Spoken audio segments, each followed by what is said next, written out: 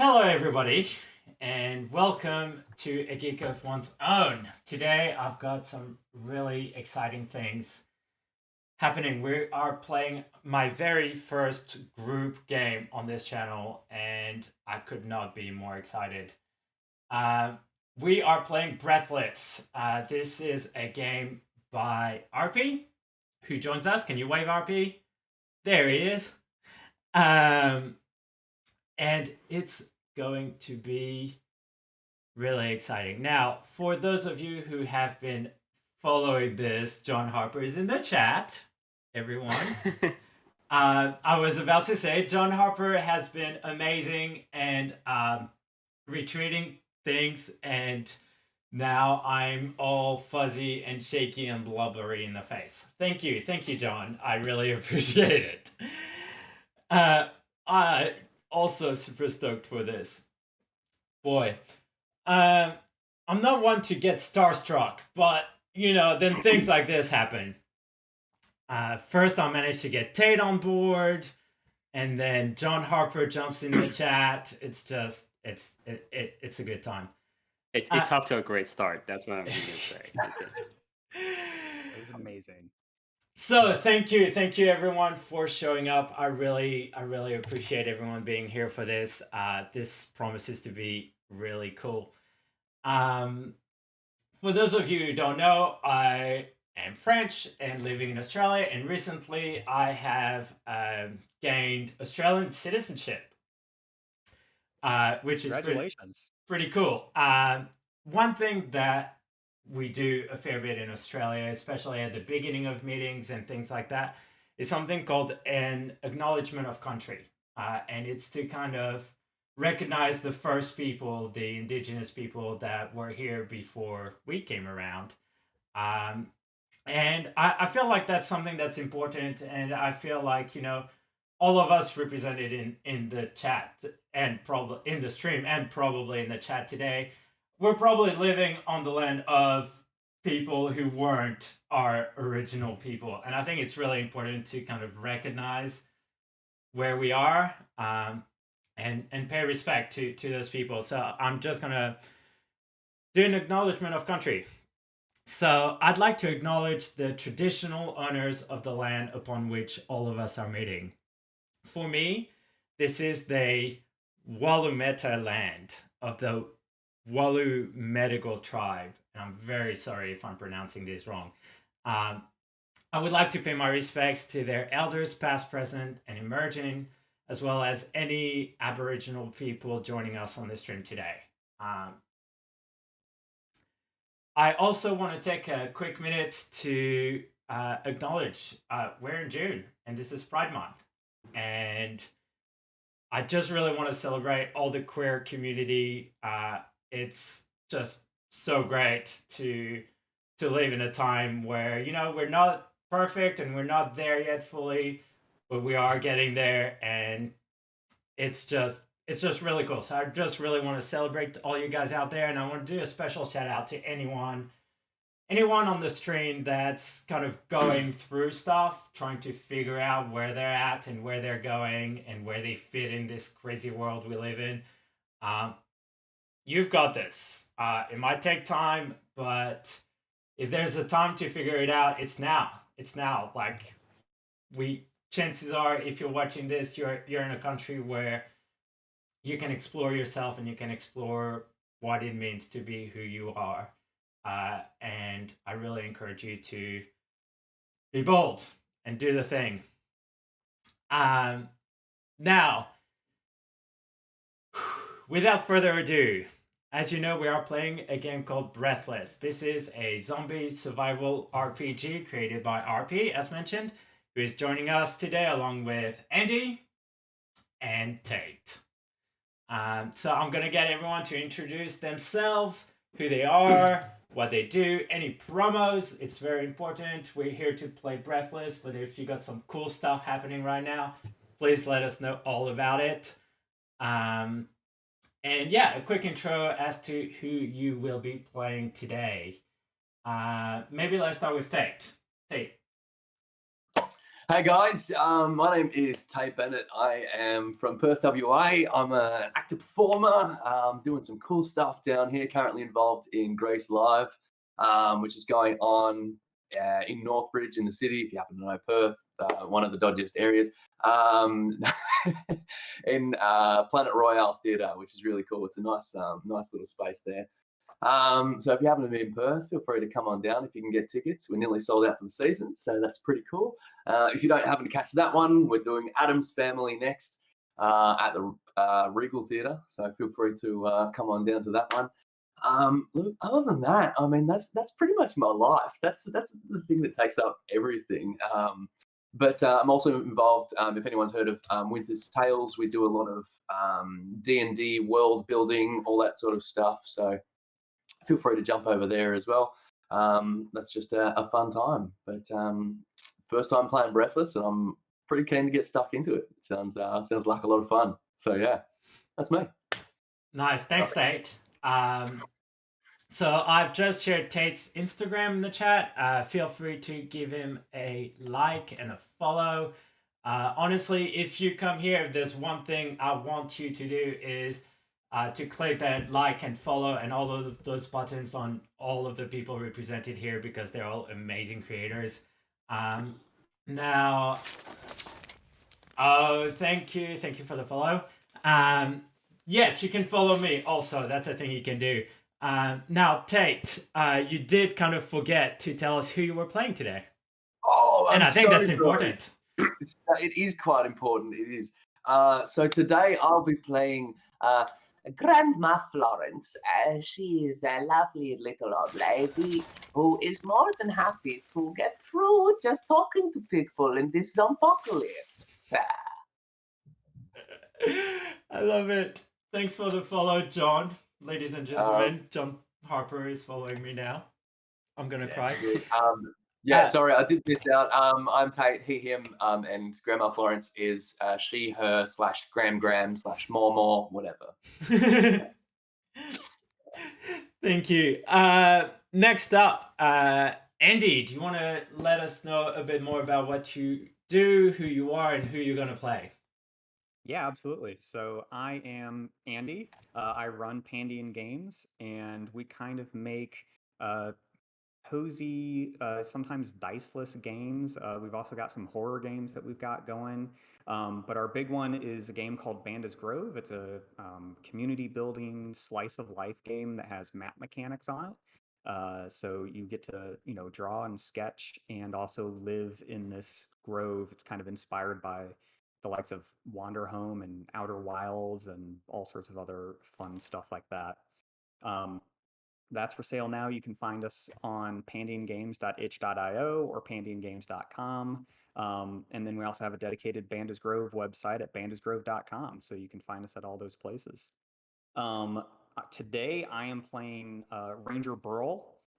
Pretty much every game that I've created is campfire themed, so it's appropriate that I'm going to be a park ranger.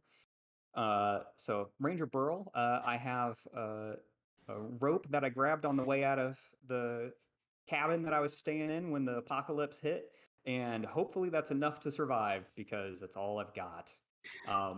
He, him, Ranger Burl, and hopefully this goes well. I'm sure it will. What could go wrong? What could go wrong? What could go wrong? Before we started, I mentioned the rope for anyone who's seen the movie Boondock Saints. Why wouldn't you have a rope? If you haven't, it's a great movie. The first one, at the very least. Thanks for the follow, Yui Garen. I'm acknowledging all of the follows now. If you do follow while we're playing, I'm sorry, I might not jump onto those. But thank you everyone. And last but not least, and potentially the most important man of the hour, RP, tell us about who you are, what you're doing. Tell us a little bit more about Breathless, actually. Give us a little bit of background on how it started, how everybody loved it from the word go. Just tell us a bit more. Sure, but first, I need to say I'm not the most important person in this room. I think you're all amazing, and like definitely, yeah, you should all check their stuff out. But yeah, basically, also Andy, you didn't say it, but you made a Breathless game, right? I did make a Breathless game. That's true. Yeah, Substratum. That's right. You guys should check that out.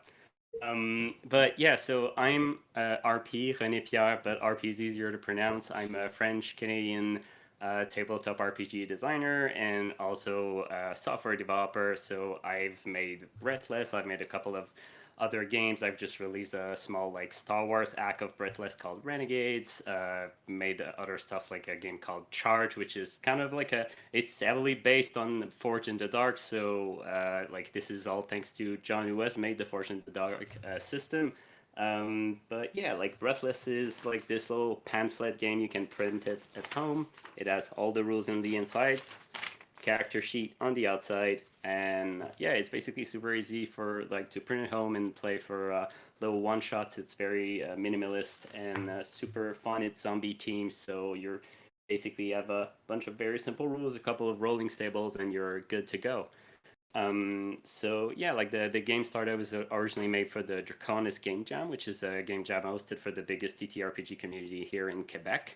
And yeah, like I made this for this jam, and then eventually got a lot of attention. Also, mostly because John has supported the game from the get go, which has brought a lot of eyes. So thanks a lot, John. It's truly appreciated. You're gonna receive a lot of praise today. I'm sorry.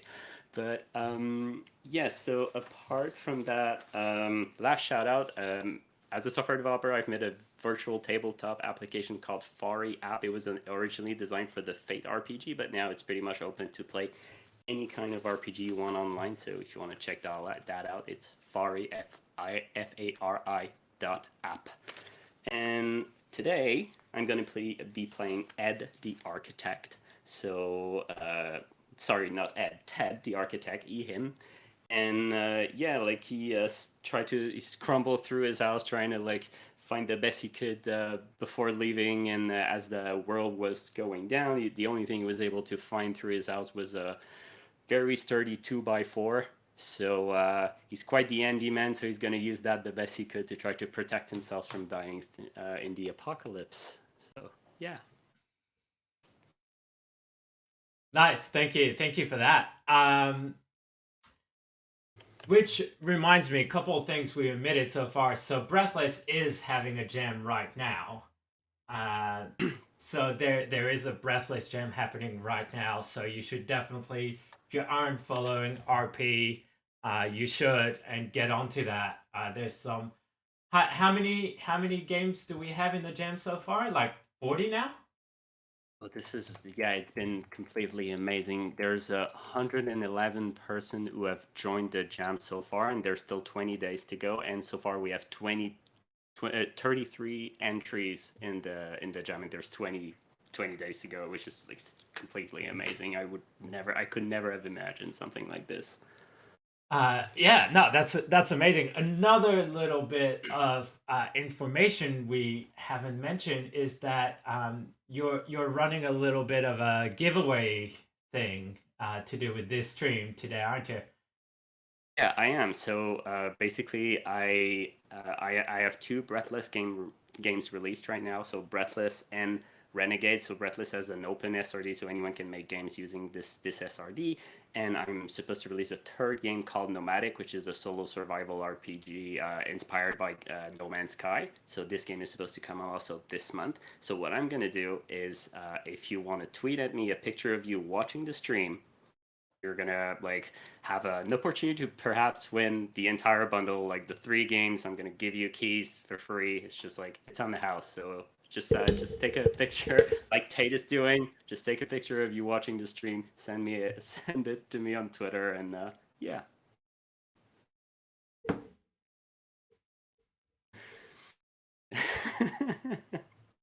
Sorry, I got distracted. And the last but final bit of information that we did kind of skip over. Tate, what did Graham grab on the way out of her home? Each character gets to start with an item that they grab. Just a general household item that they just had lying around. Yep. That they just grabbed on the way out to survive the horrors of the zombie apocalypse. Tate, what did Grim Grim get? Just as a general item, I mean, you've got rope, you've got a 2x4. So Gram wasn't really thinking about like grabbing anything in particular, although her late husband did happen to work in destruction, and his favorite item to use in demolition was, of course, the flamethrower. So she just grabbed the trusty flamethrower, little Genevieve. Yes. I'm going to assume that's for controlled burns of the forest. Yes, sure. All right.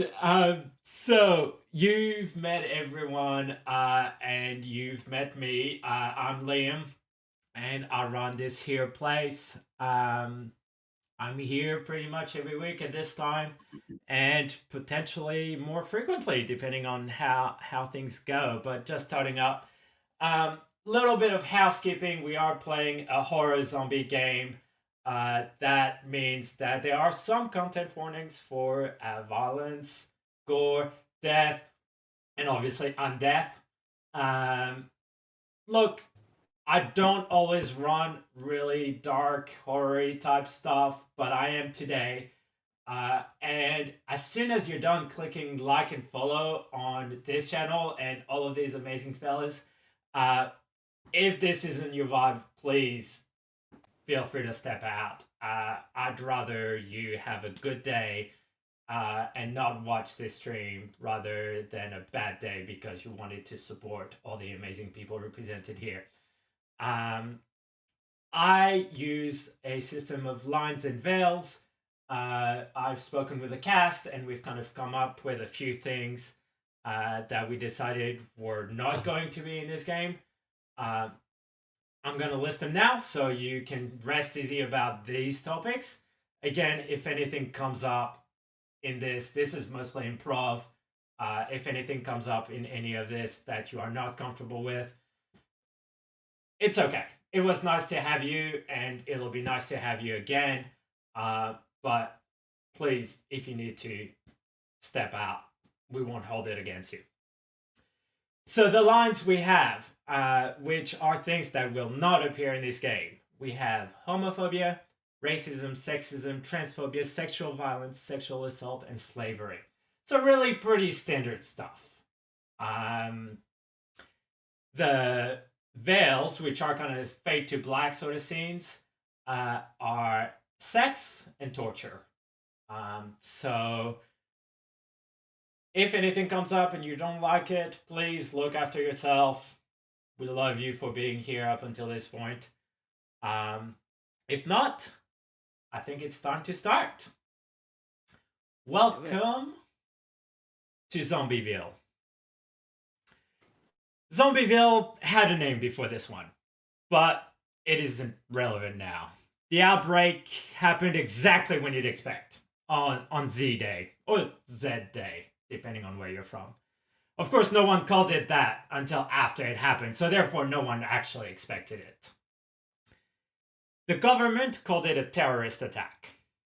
Some white supremacist group or another got their hands on some experimental technology that they rigged up in the city and sent out a signal which transmitted to everything that was connected to 5G. The signal lasted exactly 6 minutes and 66 seconds. Q laughs. Come on, give it to me, guys.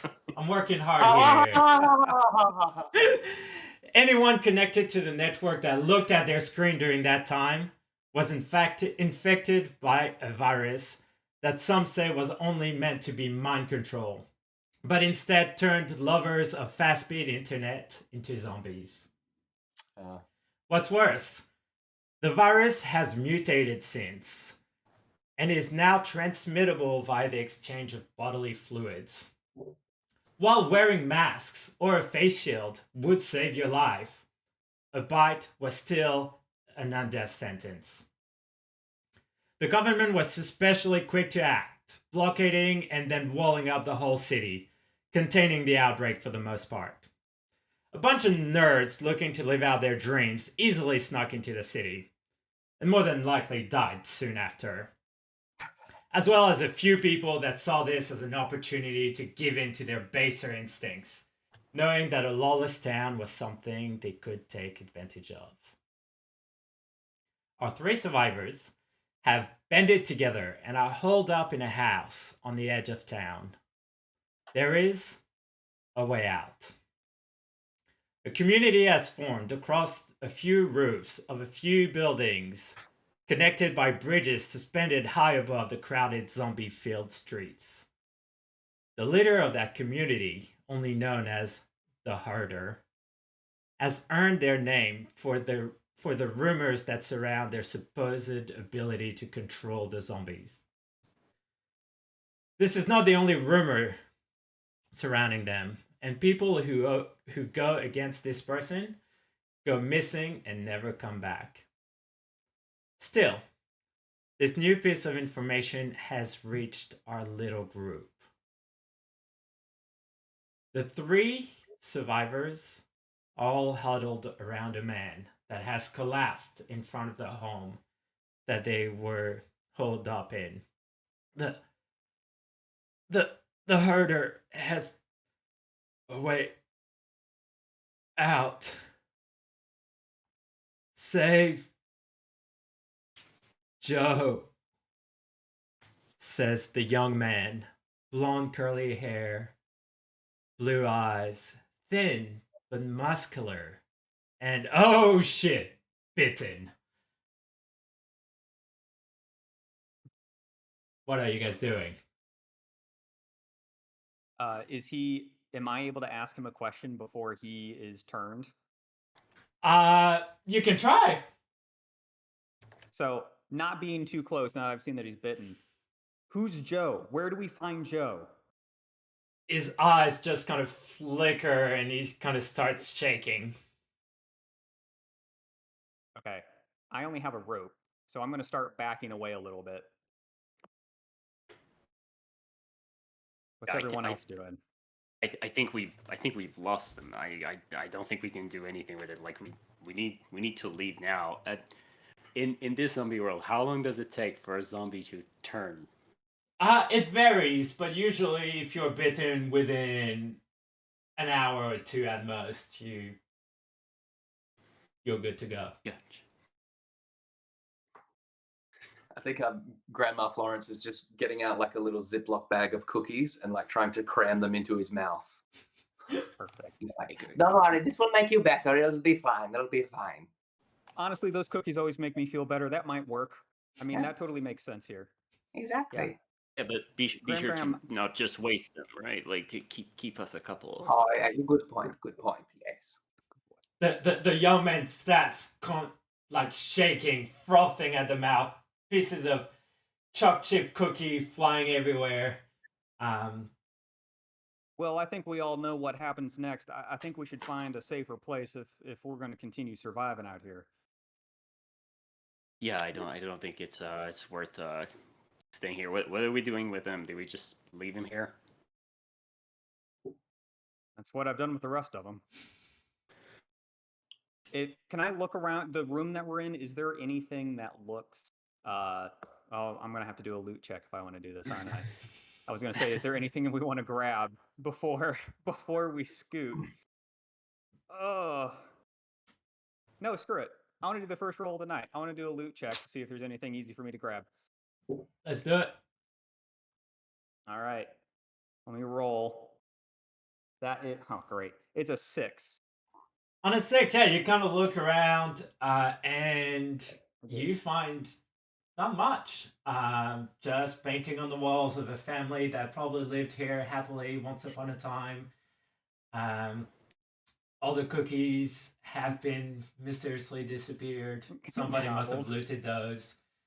And as you kind of, have a look around, the young man kind of stopped convulsing all of a sudden. His eyes are now wide open, bloodshot.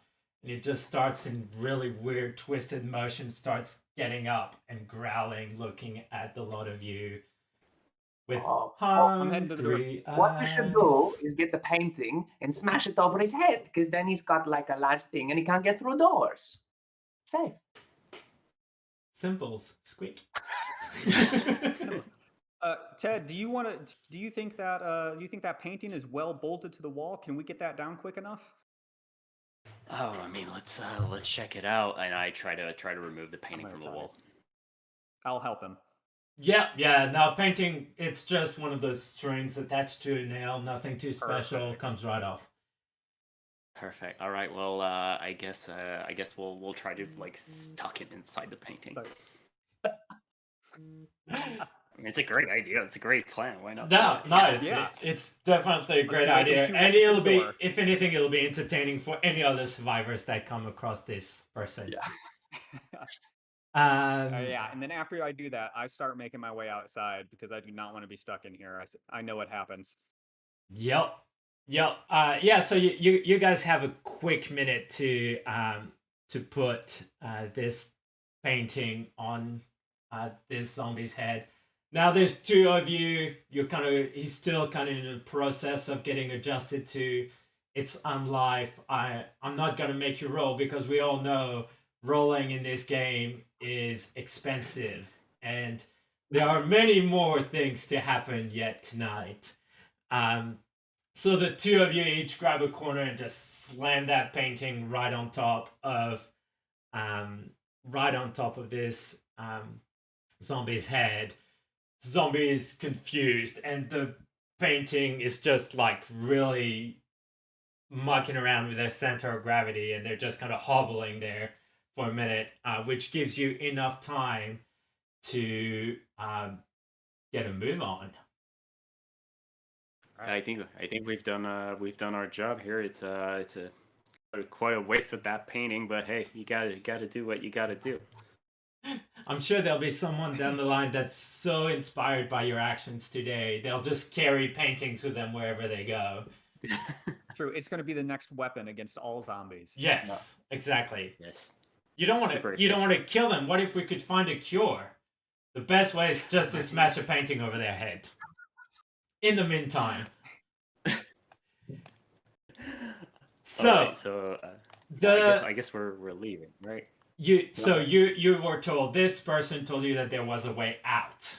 The herder has a way out. Now you've heard of the herder, and you know that their community is, like I said, they're on top of like a semi-high-riser type building, and they've linked a few rooftops together, with like suspended bridges in between them and everything. And apparently this person has a way out. You also know this person to be somewhat ruthless and dangerous.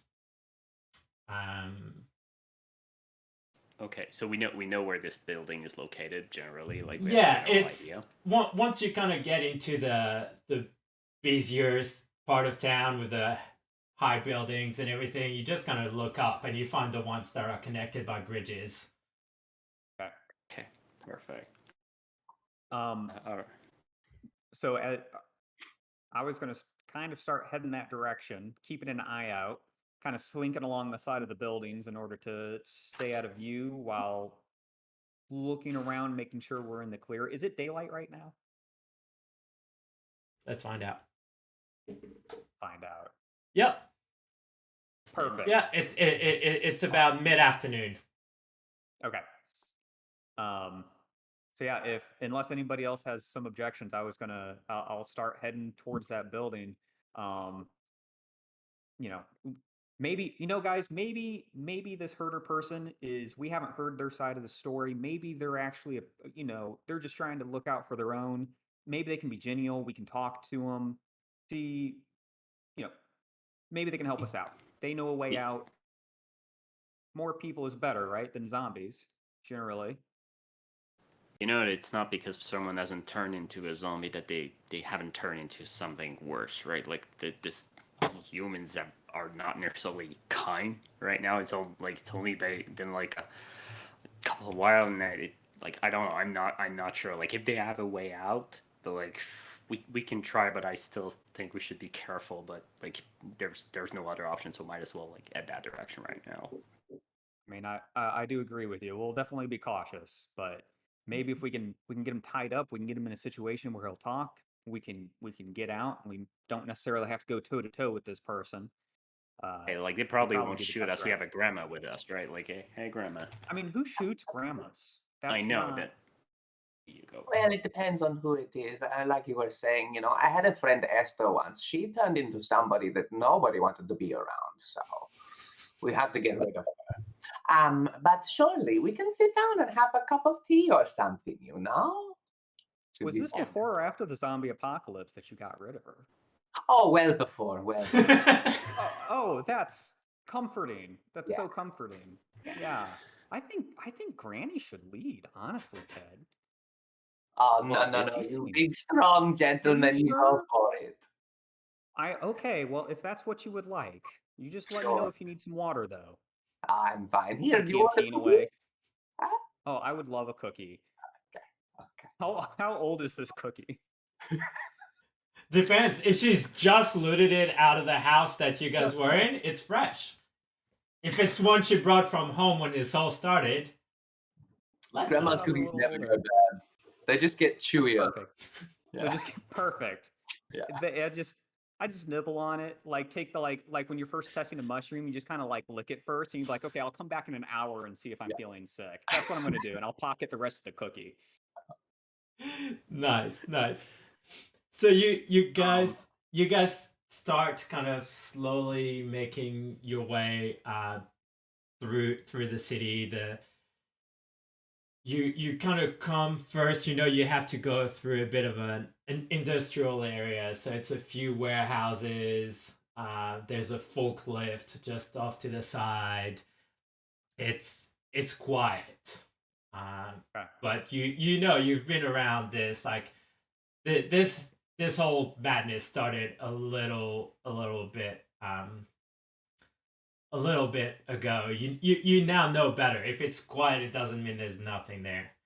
And sure enough, as you slowly make your way through that industrial zone, you hear a big clanking noise, and you hear a female voice coming from one of the warehouses just screaming, and you hear a couple gunshots. And there seems to be that's a good struggling. sign. So All right. I have a note written down here on my character sheet that says always tries to help. I don't know if it's going to show that. It's going to stay blurred out. Yeah. Anyway, I wrote that down before game, and I feel like I have to adhere to it, and I'm kind of kicking myself for writing that down now. So I turned to Ted and Granny, and I'm like, guys, I think somebody's in trouble. Maybe we can get a +1 to the group. Four people defending each other is going to be better than one if we help them out. More the merrier. What do you think, like Ted?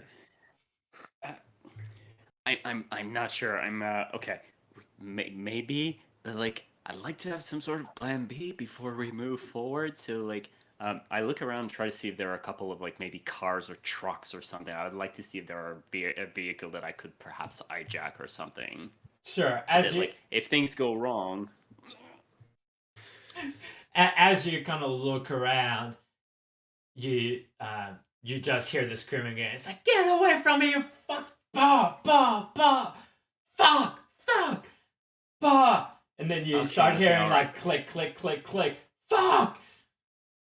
Do you want to do a roll to see if you can spot a vehicle or something?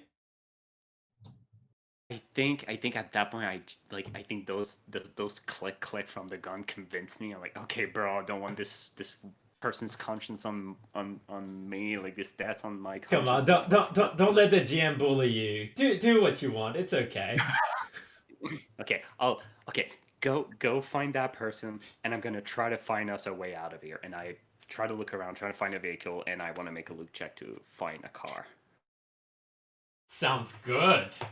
And while he's doing that, I'm going to pull my rope out, and I have it tied into a lasso, and I'm going to start heading in the direction of the screaming, with the idea that I'm going to use my rope in order to basically, if whatever is coming towards this person, to basically lasso it and pull them back. Nice. So I need to show it because I don't want to just. Is it in that It 20? is. Oh, Nice. Well done. Well done. I'm Second roll of the night. That That- was the only 20 we're getting tonight.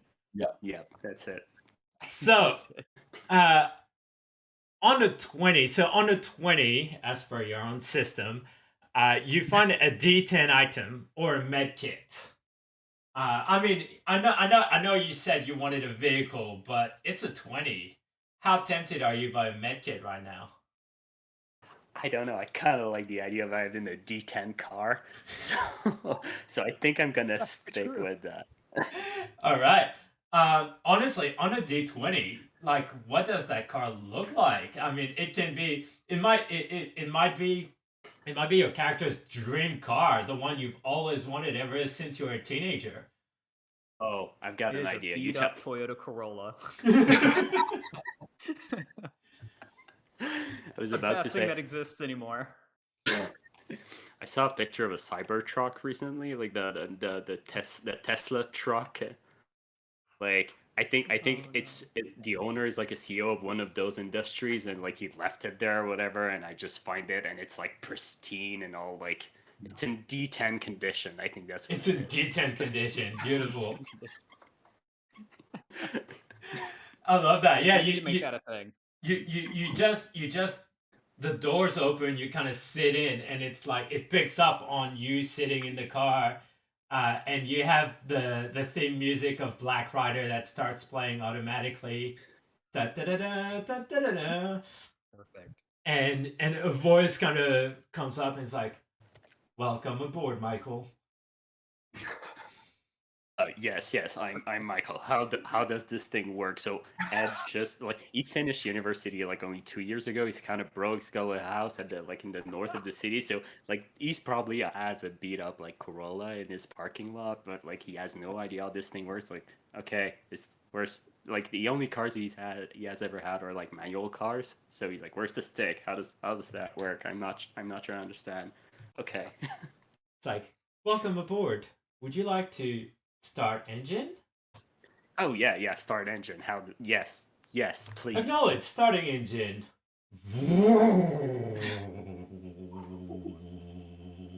Okay. And it's so, just coming from a speaker because it's an electric engine. Yeah. Noises. 100%, 100%. And then the voice says, "Battery charge at 70%.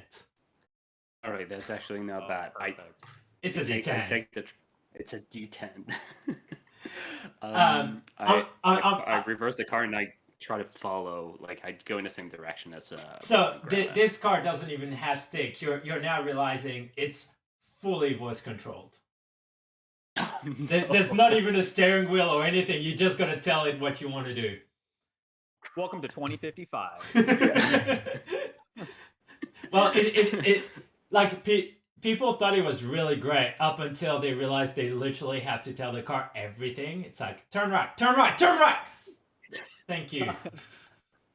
No, too soon. People got really good at estimating Your artificial distances. intelligence. It's like now they have to be like, in 249 meters, please turn right. Oh shit, it was 248. Damn it. Oh man. All right. So I think I'm going to be over precise with that car. I'm going to be okay. So car, we need to reverse and go fetch like Burl and Grandma, so you know where they are. You're smart enough. Let's go. Move. Just go. So the car, the car is started. The car is now ready to do the thing. Let's jump back to our other adventurers. You guys follow the sound of the clicks essentially, and you're in a warehouse. It's pretty standard warehouse. Lots of shelvings. Some of it's fallen down. Lots of boxes. You're not sure what they used to store in this place. Some heavy machinery. And over in the corner, there's a lady, dark skin, just wearing like a flannel shirt, a leather jacket on top of it. and she's got a gun in her hand, but she's just bashing zombies away, and she's trying to push them off of her.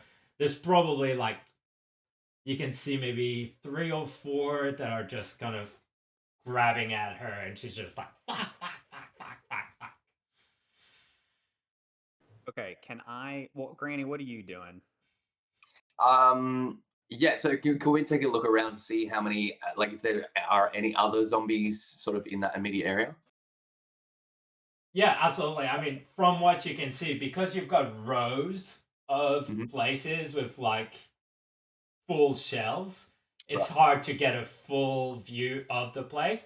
You can see a couple other zombies on the other end that seem to be making their way in, attracted by the noise.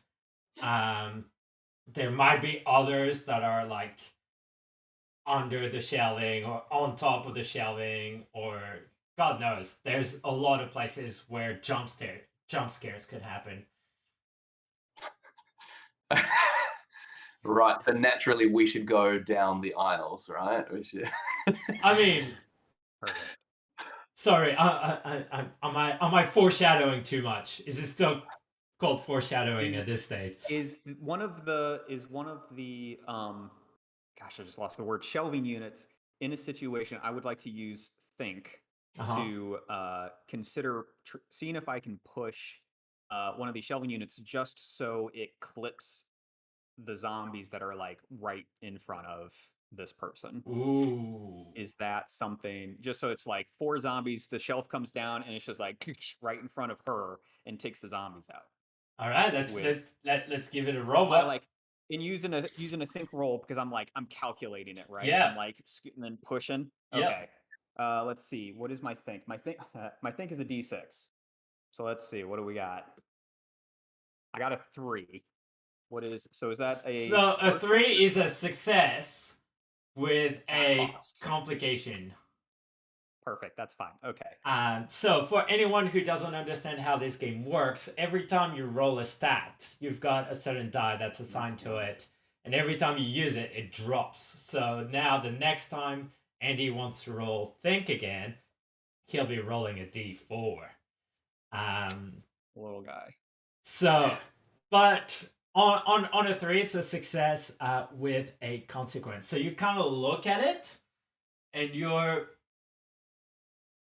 about 80% sure that if you push, if you push and you kind of tell her to kind of really flatten herself against the wall, it'll probably be okay. I mean, I've rolled, so I'm pushing it. So I'm yelling out, and I'm like, "Get back as far as you can," and push it over. I mean, I made the roll. I mean, you made the roll to think. No, I did. Well, the roll was to like calculate as I'm pushing it over. So I'm Fair. gonna say I go through with the action. I know. Sounds good. I know the roll. My character doesn't, so I am pushing it over. Hollering for her to jump back as much as possible. I'm taking these zombies out. Thinking I'm doing her a favor. Sounds good. You push that shelving, and it's like you struggle a bit, and you're like, and then the shelving slowly tips. You know, when something tips, it always starts in slow mo, and then the momentum just poof. Yep. And it just smashes those zombies, like they get smooshed like they're goo. Yep. You look at her, she is covered in zombie goo. And she's just shaking. She's just like, it's like you're pretty sure the only word that you've heard come out of her mouth has been some iteration of the word fuck. And now she's just Hi there, I'm Ranger Burl. I'm here to help. What's your name? It's nice to meet you. I like hanged out my hand. And she's just like, and it's like a big, like, if you take jam and just like pour it over her face, it's like that consistency to where she just like fully wipes it off, and she's just like, that comes off. That happens. That happens in today's world. It's going to be fine. It's, you know what? Granny over here has a cookie. It makes everything better. Actually, I like get into my pocket and the cookie that I just barely licked. I'm like, cookies make everything better. This is perfect. And so far, it's fresh enough. I don't feel bad. I just took a nibble earlier today, just as I came here. It's still good. Would you like a cookie? She's just Cookie? shaking like a leaf. She keeps Okay. wiping and just getting, Doing and my then best. she grabs the cookie from you. She kind of looks at it, and she's just like, haven't had food in so long. It's all And yours. Please eat. she kind of goes, and then she spits out a bit of zombie that kind of made its way in her mouth, and she's just Oh like, yeah. Don't swallow that. Yeah, the cookie's what you want. and she just Good. eats the cookie, and she's just like, it's good. Yeah, it's good, right? It's good. It's good. Uh, Graham, do you have if- Graham? cup of milk and Can we say that I have a canteen of water? It doesn't have a like. yeah, a- no, that's but, like, fine.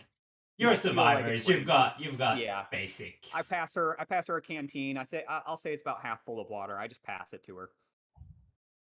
There's some water in there. It should be whiskey, but it's just water. I can't find any right now. She takes a swig and she's just like, you're right. It should be whiskey. It really It should be. I know. I ran out 3 weeks back. I've been on the hunt for it ever since. It's very rare these days. I think everybody else coped the same way. Yeah. She's like, yeah, that's fair. And she kind of wipes off everything and just kind of, and she's like, well, I think Granny's gonna go over and pull out her hanky and just like start helping her, just like the old lick the finger and like cleaning her up. Yes. now let's jump back to the car. So you started the car and you told the car like, get us to Gram. And the car is just like scanning for Gram. Gram located, and the car starts moving and going towards Gram. Real Oh, smart this car. is actually wonderful. I really understand why people like those. Like, plus it looks so sharp, like all squared like that. This design is wow. Okay. As it You are starts such an engineer, Ted. as it starts moving and like it's kind of going really slowly. Like, I know we've got a lot of Americans. I don't know what the equivalent of 20 k's an hour is, or 10k 50 an hour. miles per hour. It's going really slow. Well, we use kilometers in Canada because, well, like miles per hour That's the are correct not. measure. Yeah, It's fine. we do use Fahrenheit for calculating pool temperature, but yeah, like we're weird. Just full temperature. Just pool temperature. But yeah, so the car is moving really slow towards the warehouse. How about you speed up, Mr. Carr? Like Madam Carr. Like let's move this thing. The car responds, acknowledge. Unfortunately, speed limit in this area is insert very slow speed limit here. Okay, override control. Give me like everything. I want control of this thing. Override. I'm Michael. Trust me. Are you requesting manual override? I want to sway the car. Did you know that insert percentage of accidents on the roads are fatal due to speeding? Are you sure you want to override and gain manual control? Yes, I want manual control. Car, please give me manual control. Also, be more quick in your response. You're too long. I need to help my friends. Like this is ridiculous. Not a problem. Please look at the screen and select the pictures with a motorcycle. And then like 9 pictures shows up. There's 2 where you're like sure there's a motorcycle on them, but then there's another one where you can just see the tire and you're not sure whether it's a bicycle or a motorcycle. And it's just like Okay, all right. Miss I know payphones. I know what I need to do. I've got a really high tank skill, so I really want to get this capture right. So yeah, I'm gonna roll. I thought I would sway the car. No, I'm tanking through that car. So let's go. Let's do this. Let's do it. Oh boy, I rolled a 2. A 2, that's a failure. So you get that second captcha. You know, when you kind of get it right, but not enough, they just need to make sure. So you just get another one, and this one is about crossroads, and it's asking you to select pictures with crossroads. By the time you kind of pick the right one, and the dashboard kind of opens up, and a steering wheel kind of comes out real slowly, you realize you kind of look back up at the street, and you can see Graham just kind of wiping off the stuff off of this poor lady. You guys barely hear the car come in though. Like, it's such a quiet car. It's electric car. It's beautiful. It's slick, and it just kind of God. itself. Oh, it's a car. Oh, it's a car. Jeez. Man, do you remember when they used to make noise? I try to find the button to open. Hey, I opened the cars. I don't know how to open the other doors, so you'll need to go through like the main doors. I just like crawl in over top. Oh, hey, what's your name? Like pointing back over to the lady, to the woman that we just saved. Yeah, she's just she just kind of looks at you, and she's like reaching in her pocket. She's wearing like cargo pants with a bunch of pockets, because we all know that's what you need to be wearing in the zombie apocalypse. Like, you need the pockets, right? And so she kind of looks in there, and she pulls out a few bullets, and she starts reloading her gun. And she's just like, they call me Nikki. It's just, well, Nikki? people who cared before called me Nikki. I've just, and she's just kind of a bit twitchy, and she's just kind of like rubbed stuff, and she kind of starts rubbing her eyes a little bit, just trying to like get the last of the goo off of her. And Is she okay? We really need to like leave this place. Like, are you coming in? Like, You you want to got ride, Nikki? Nick is like, We can. yeah. But I guess anywhere's better than here, and with the noise we're making, there'll be more in a minute. Absolutely. That crash was super loud. The car is super stealthy, though. I think that's a good choice. Yeah, it was really lucky. Why don't we get in the car, and then you can kind of tell us what's going on from your perspective. We're trying to find somebody named Joe, but we'd love to have you on the team. She's like, yeah, sure. Let's get out of here. And Okay. she gets in the car, and she's just like, don't know Joe. I knew Joe. He's dead now. Dated the prick for like 2 months and a half. But what we were told to find Joe, and that maybe he knew a way out, or knew something about the herder. We were just told that we need to find him. Do you know where he is, or his body? I know where his body is, but he's not the one you're looking for. I buried that body myself.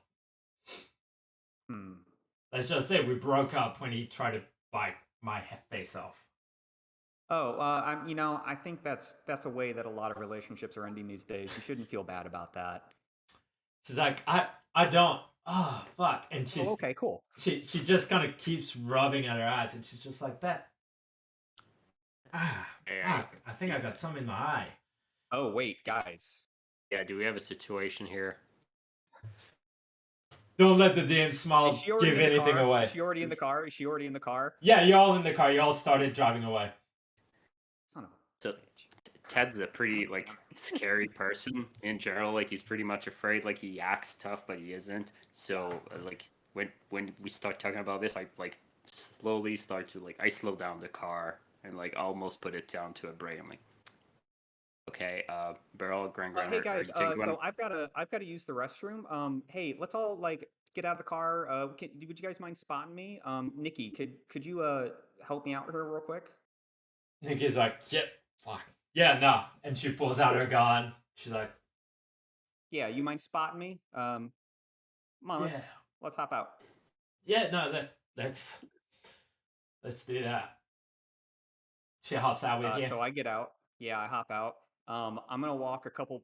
I kind of like nod to Graham and Ted, and I'm like, kind of give them one of the winks. I feel like we've been together long enough where like we have some secret communication, and so I give them the like, oh crap, guys, like she's gonna turn wink, because I feel like that's a very common communication we have to have these days. And so like, I'm gonna take a few steps away from the car and like act like I'm going to the bathroom, so that story holds up. And I'm hoping my teammates back me up. Yeah, yeah. She comes like you get out of the car and she's been constantly like doing these just nonstop, and then as she steps out of the car, she kind of turns back to you guys still in the car, and she kind of pulls her hand down and kind of looks at you. She's like, "Don't worry, I got him." And as she looks at you, her eye is now bloodshot. Like the white is now borderline black with the amount of like bloodshotedness into it. There's almost like the veins around her eyes are like starting to darken and everything. What type of gun has she got? I feel like she's got a one of those 6-shooters, that you have to like pop the barrel off to the side. Sorry, I'm not American. I don't know. Like a full anything. revolver? Revolver. Yeah, that's the one. Thank you, our resident American coming through. I'm ashamed. So I think Graham's gonna get out the car and go over to her and just be like, "Oh, that's a very nice looking revolver. Do you mind if I take a look at it? Is it what type of firearm is it? Colt, Smith and Wesson? Like what?" She's like, I feel like I should hold on to that. You understand? I've just been. It's gotten me out of situations. I don't feel safe without it. Oh, of course. I'll give it right back. You can trust Granny. And I think I'm going to try and sway her to try and give you the gun. Nice. That's the way. Getting you guys to roll. Oh, we're gonna die. Here we go. Oh, roll it out. It's a 3. A 3 is a success with a consequence. So it's still a success. So let me think. On a 3, you're Graham. Like everyone's got a Graham, and she feels as though like what's the worst that could happen, right? So she hands you the gun. What I am going to say the consequence is, I'm gonna take a page out of the Blades in the Dark, and I'm gonna take that clock up on her turning into a zombie. Oh. Okay. So the consequence is that narratively, she's one step closer to just. You got the gun. Yeah, you got the. You got the gun, but like it's almost like you get the gun, you look back up, and it's just like she's starting to drool a little bit. Like she doesn't seem to be as in control of her motor DM functions. question. Yeah. Now that Graham has the gun, does that qualify as a dice weapon? Yeah. A weapon that has a dice value. Let me see. I'm gonna roll for it and see what dice value this gun has. It's a D6. So she did it's the bare minimum you could get on an item. She probably doesn't have as many bullets in there. She probably put the last 3 when she could have put 6 in it, but she's only got 3 left. And 3 left. Okay. Okay, so turning into a zombie. Poor Nikki. Turning. That's all my Burl, fault. I feel you're terrible. out, right? So Burl's breaking up on this. He feels terrible. It's like, this is my fault. Gosh dang it. Ted, Are we any all idea? are we all together right now? I thought you were going to the So bathroom. I I'm think stepped away, and you're I in think the at this car. time, yeah, so I think, Ted, you're in the car. Granny, you're like out talking with her, and then I'm a little further away, like acting like I'm going to the bathroom, even though I haven't really drank water in 3 days. So, so I feel like I turn around when I hear you talking and see that she's turning, and I am going to try to basically dash back into the car in order to like I'm gonna basically I'm gonna try to run back and like pass her into the car before, and so we can drive away, so we don't have to like murder poor Nikki, who's turning into a zombie. So I guess I'm gonna roll dash, Sounds which good. is it is a D10. Let me make sure. Oh, that's Oh, that's good. pretty good. This is my D10. Okay. Oh, that doesn't look Got a good. 1. Oh no! Got a 1. Hold on. I'm gonna. Will it show it? Yep, there it is. Yeah, I believe it. Nice. So you're just like, okay, time to go, and you kind of dash, and as soon as you get past, like you're about to get past Nikki, and you see Graham just kind of like slowly backing away towards the car. I'm racked with guilt. It is clouding me. Graham's like, oh, that is in fact a nice gun. Let me walk away right quick. And you just kind of start dashing, and as you're about to go past Nikki, like there's almost a slow motion moment where Nikki turns and her eyes are just massive and wide. No. She just looks at you and she just snarls, and she just fucking tackles you to the ground as she kind of uses your momentum and just grabs you and drags you down to the ground and start gnashing at you. Oh no. I am trying to hold her back. Obviously, I think I've got some pretty good response skills from surviving this long of like keeping teeth away. What can I do? So Grant, you're seeing this. You're like right there, and you've got a gun in your hand potentially. I feel like I need to take a stress for this. Yeah, no, that's fair. For that one fail, yeah. Yeah. Fuck that. That makes sense. Oh, okay. I think Graham is just going to be like, Ted, help him. Go on. Greg, you've got to. Okay, so I've got to do everything. So I go in the car and I take my 2x4 and I try to swing it on Vicky. Goodbye, Michael. See you soon. As you exit the car. Michael, would you like to unlock the doors? Please catch her again. Kidding. So yeah, no, go for it. Try to bash her newly undead brains out. Yeah, so I'm gonna use my D10 2x4. I got a 3. Success. Success. It's a success. It's a success. Just with a consequence. So you bash her. It's enough to kind of push her off. Again, I can't help because we got John in the chat. I can't help but keep making Blades in the Dark reference.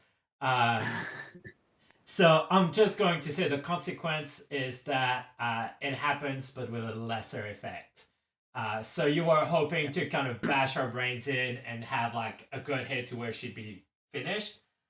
You bash her enough that she's off of your friend, but she's still kind of like, and you can tell like she's gonna get back up and try again. Right, so I haven't killed her. She's just like knocked. Yeah. Okay. So I'm scrambling. Everyone in the car. Yeah, everyone in the car.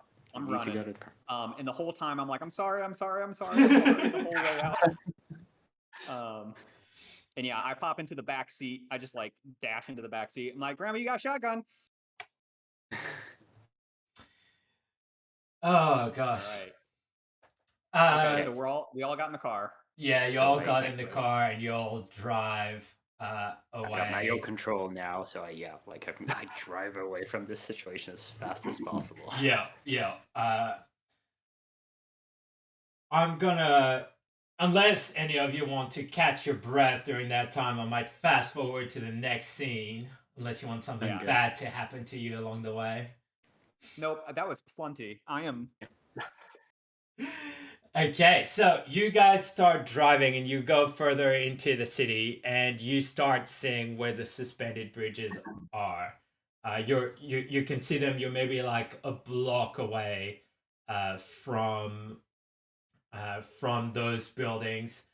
There's three buildings you can see that are connected by bridges.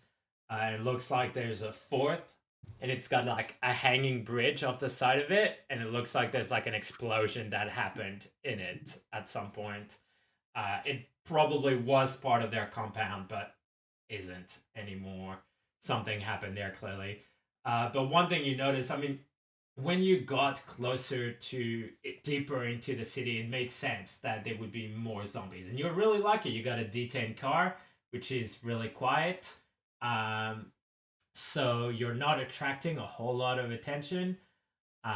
But the closer you get to those buildings, the more the zombies seem to be crammed together. There seems to be a fair bit of zombies around, and you kind of think with your car you're about a block away, half a block away, but it's starting to be you're kind of like you're not going to, unless you drive through the zombies, you're not going to be able to fit a car without being noticed by this many.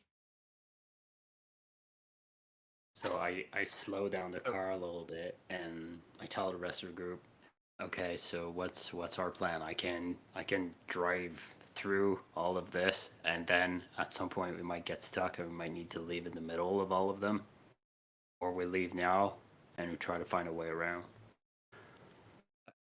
I'm looking out the windows. Does it seem like there's any way off ground level from where we're at? Like any kind of rope bridge or something where, we could parkour or something up off ground level to kind of get into like mezzanine area. Right. At this stage, no. It's center of town, so the streets are a lot wider. It's not like you'd be able to jump from one building to the next, sort of thing. Okay, so like the gantry ways and everything haven't started yet. The what now? I'm sorry, the like bridge, the walkways that are above that are connecting buildings. Oh, those haven't started yet. There's like Yeah. three of them, Okay. and they are the very top of the buildings. Okay. We're talking. There's like it's like a 10-story type building. Okay. So yeah, unless you got bitten by a radioactive spider recently, you're probably not gonna be able to swing it. I didn't write that one down ahead of time. I can't claim it. It's in one of your aspects. Yeah. But yeah, so as you guys kind of discuss this, and I mean, obviously, this is a fancy car, so it's got tinted windows and everything. So you guys are kind of semi-hidden. You know, if you keep driving, you're going to attract attention, and then you'll probably be stuck in the car. But you kind of have a view of the building, and as you're kind of sitting there, kind of discussing things, you start hearing a bit of a buzz, a buzzing sound, and then like a really high pitched thing, and all of a sudden it feels familiar, it feels uncomfortable, it feels weird, it fills you with dread and fear, and you realize why. The last time you didn't know what this was, but this time you recognize it. It seems to be a very similar high pitched buzz that came gee. as the signal happened the first time a whole bunch of people got turned into zombies. Okay. I will point out that you are in a smart car with screens. Is it super high pitched? it's like So building up. I'm turning down the Turn- volume like all the way down. Like is this coming from the speakers of the car? It's not. It is not. You think it is, and so you start turning shit down, and then you realize there's just like something. I mean, the first time this kind of sound happened, obviously you guys weren't looking at your screens because obviously you'd be zombies if you were. Um, so So I that'd go, be this. turn off the car, turn off the car. Okay, I try to hit the button if there's a button, or I yell like car turn off, override, turn off. yeah, and the car just goes, "Thank you, Michael. See you next time." And there's like a, and the screens go black. Do we still hear the Okay. noise?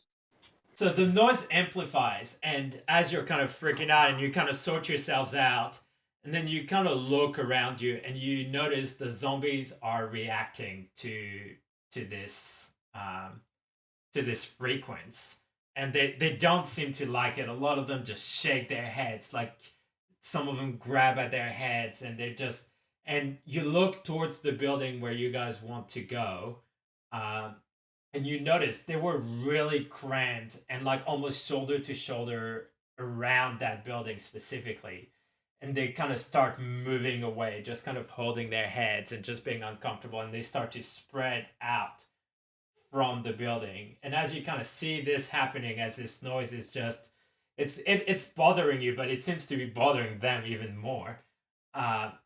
You see 4 people dressed with like long sleeve leather jacket, denim jacket, just like sturdy materials. They're just kind of almost walking by the zombies, and they're pushing motorcycles out. And one of them has like a golf bag that's been strapped to the motorcycle, and out of it, it looks like spears made out of antennas or something. It's a weird thing, and that person's got maybe like 3 or 4 of them in there, and they kind of joke around. You kind of hear them laugh, and they just turn on the motorcycles and just drive away. And as soon as they're like a block in the opposite direction where you guys were, the noise kind of settles down again. And you can see the zombies are feeling less agitated.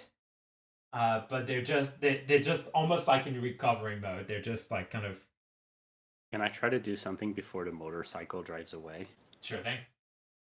I'd like to turn the car back on and tell the car, record the sound that is out there. I want you like, because my idea is that like if this is repelling zombies, we need to have that frequency, and the car is pretty smart, so I'm guessing it can record this thing, and then we can drive down the windows and then put it on speaker. Let's find out. Roll me that D10 for the car. Okay. Hey, no pressure, but don't mess this up. Otherwise, we're zombie food. So Yeah. it's fine. Yeah, that's it. I got a 10. Oh! I saw the 0 and I was like, what does that mean no. again? Is a 0 bad? Wait, no, 0 is good. Nice, beautiful. So the car drops down to a D8. But as the car kind of quickly turns back on, the voice is like, Michael, so soon. Welcome back. What would you like to? And you're like, record. It's like, yes, Michael, recording now. Recording. I'm just I like, feel like the look- car is the recording. best character in this game so far. And then the car stops eventually and goes, sound recorded. Analyzing. Frequency. Frequency unusual. All Would you right. like to hear back your recording? Yes, yeah, stop thinking you're gonna burn. Just play back the recording and increase the volume to tenfold. Let's do it. Roll down the windows. And in fact, what you should do is if you can mix in Welcome to the Jungle as well, trust me, I'm a DJ in my old time. So if you mix that in with the frequency, then it can be like a lot of noise, a good time, as well as repelling the zombies, you know? You know, I'm with Graham on this one. Okay, We're gonna go out. Do it. Request acknowledged, and then all of a sudden there's that buzzing that starts again, and it gets like really loud and amplified, and then all of a sudden you just have "Welcome to the jungle." That's I'll save everyone from singing the whole thing. But yes, it starts riffing out and just being real loud, and just the zombies all around you just start just spreading away and kind of holding their heads. A few of them do respond to the song, and they look in your direction. It's like they walk away, but it's almost like they make eye contact, going like, "You're doing this to us, motherfucker." And in the top right corner of your screen, you can see the zombies will remember this. Perfect. Ted, it looks like the red carpet has been rolled out. Okay. And we can enter. I Yeah, hope. let's do it. So I put the car back in drive, and then I drive slowly towards the main building while we make a spectacular entry. And I definitely nod to the music. Nice. Oh yeah, yeah. I think we're all in sync, nodding, like windows rolled down, arms out the window, Nice. cruising in. I love it. So yes. Is there a sunroof? Yeah, of course there's sunroof. Granny's out the sunroof then, I guess. I'll give you a free use of your flamethrower. Just for purely aesthetic. Grandma's metal. It's now we realize Grandma's nails are all actually painted in black nail polish. We are now in Mad Max. Yeah, exactly. Genre change. Hey, if we ever need a cover for this game, that should be it. It should be this spectacular, this moment, this exact. Exactly. So you guys drive right up to the building, and the zombies are just like repelling. They're just like moving away from you. Obviously, you're not going to be able to go up the building in the car. Unfortunately, it's only a D8 car now, so it won't be able to go up the stairs. Yeah. A A D10 would be able to though. D10 could give it a red hot go, but Right. So Ted, should we leave the car on while we head out and just let it keep playing this so they don't swarm the vehicle? Yeah, I think that's a good idea. Like we've got like 7, like it's got enough battery. I don't want the car to tank. It might just like stutter. So I guess we're probably over like 50% battery, so it should be fine. Hey car. Nope. Hey car. yes. Are you able to go into like auxiliary power saving mode and just play the radio at 10 and just like, can you do that? Auxiliary mode. Engaged. Yes. Beautiful. And it kind of powers down. The volume goes down a little bit, but it still plays. Okay. Brilliant, Burl. So as you guys get out of the car, and From years of trying to save batteries on my two-way radios, and turn them into low power mode.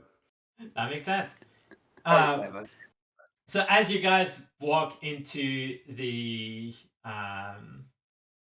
into the lobby of this building, you see there's the spikes that you saw that this guy had in his golf bag. There's like a version of it that's set up in the lobby that seems to be like anchored down into the ground, but it's got more cables and more things coming out of it, and you can see the lift, and you can just see an opening in the lift doors. It's like the lift doors are like just crooked, ajar a little bit. You can't really see the lift behind it. And you can see stairs and cables wrapped around the railway, just making their way up the stairs. Well, so can I go peek? So the doors are kind of slanted. Can I go like peek my head in there and see if there's whatever I see in there? Is it an empty column? The stairs seem like too obvious of a way for us to like. We're gonna run into some people. Potentially. Potentially. So you go and you look and you can see the lift itself is maybe like 2 floors up. And when you look down, it's hard to see. It's the bottomish of the shaft. It looks like there's maybe another level down there, maybe like an underground parking lot and stuff. But you can hear some groaning coming from down there. Okay. Hey, Graham, how are your knees? Oh, they're okay. They're okay. We can take the stairs. It's fine. Okay. All right. Well, if you need anything, you can always. Hey, Burl, do you want to help Graham? Oh no, Gran would kick my butt, but yeah, Gran, if you need, if you need anything, you can always ask me. Oh, of course. Well, do you want to carry me then? Oh, sure, I would love to carry you. Oh, he's such a sweet young boy. Give me like the and old I go, cheek. yeah, and I go down on one knee so she can get on my back. Oh. How nice. And I think probably the flamethrower probably weighs about the same as Graham. So Gran, if you hold that in front of me, you'll be the target, or you'll be the weapon while I carry you. How about that? Right. That's probably a good. Oh, by the way, I've got this gun as well. Does anybody want it? Jeez, oh god, you just like wave that around. Where's your trigger discipline, Graham? Oh, You know better than sorry. that. And Graham was actually raised in Canada, not in I'm America. And I'm going to hand it to Ted. What'd you say? I said Graham was actually raised in Canada, not in America, so she doesn't know. She doesn't know. It's true. Thanks. So I take the gun from Graham, like I'm going to take it, but since I'm going to be carrying Graham, I actually pass it back to Ted and go, here you go, Ted. Do you mind holding on to this for us? Yeah, I can also take the flamethrower if like that can help. Oh, if you take the flamethrower, then I'll hold the gun. And I'll sit up here like a little turret. Either way, perfect. I've just got Graham. That's what I'm carrying as a weapon. Nice. So you guys slowly but surely make your way up the stairs. It looks to be some sort of apartment buildings on every floor. There seems to be a few units here and there. When you get up to the 5th floor, you're pretty tired, but you hit a checkpoint, and it looks like there's like a barricade with a makeshift door that's kind of blocking the stairs. But when you go to try the door is open and it seems unmanned. It doesn't look like anybody's actually paying attention to this particular checkpoint.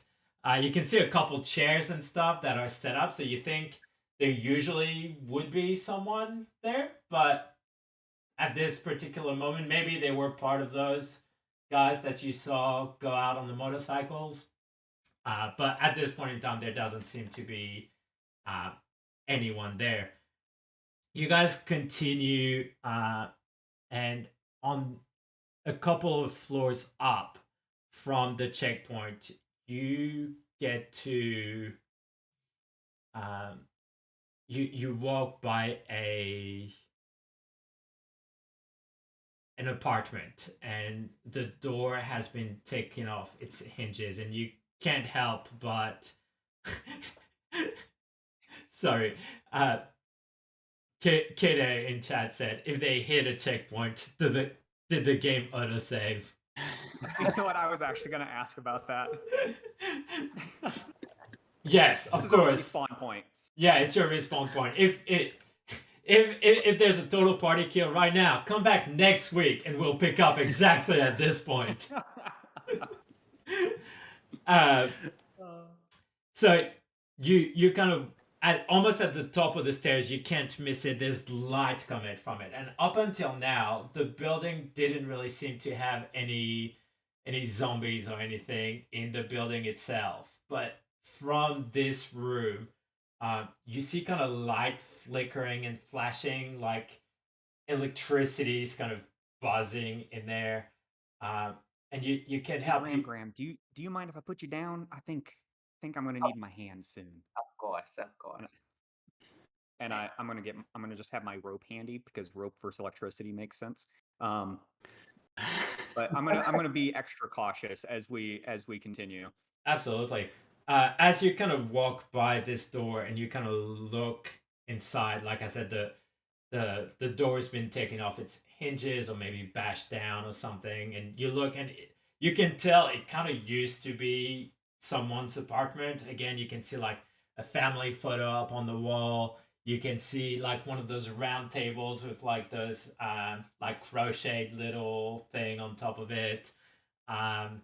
So clearly it used to be something different to what it is now. And what it is now, it's all the furniture's been kind of pushed aside, just shoved against the wall. You can see a metal table, maybe like something that would be used in hospitals to wheel bodies around.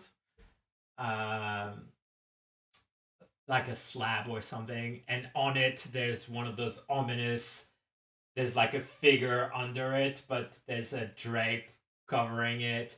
You can see a lot of weird mechanic stuff like AM, FM sort of radios with like cables sticking out of it.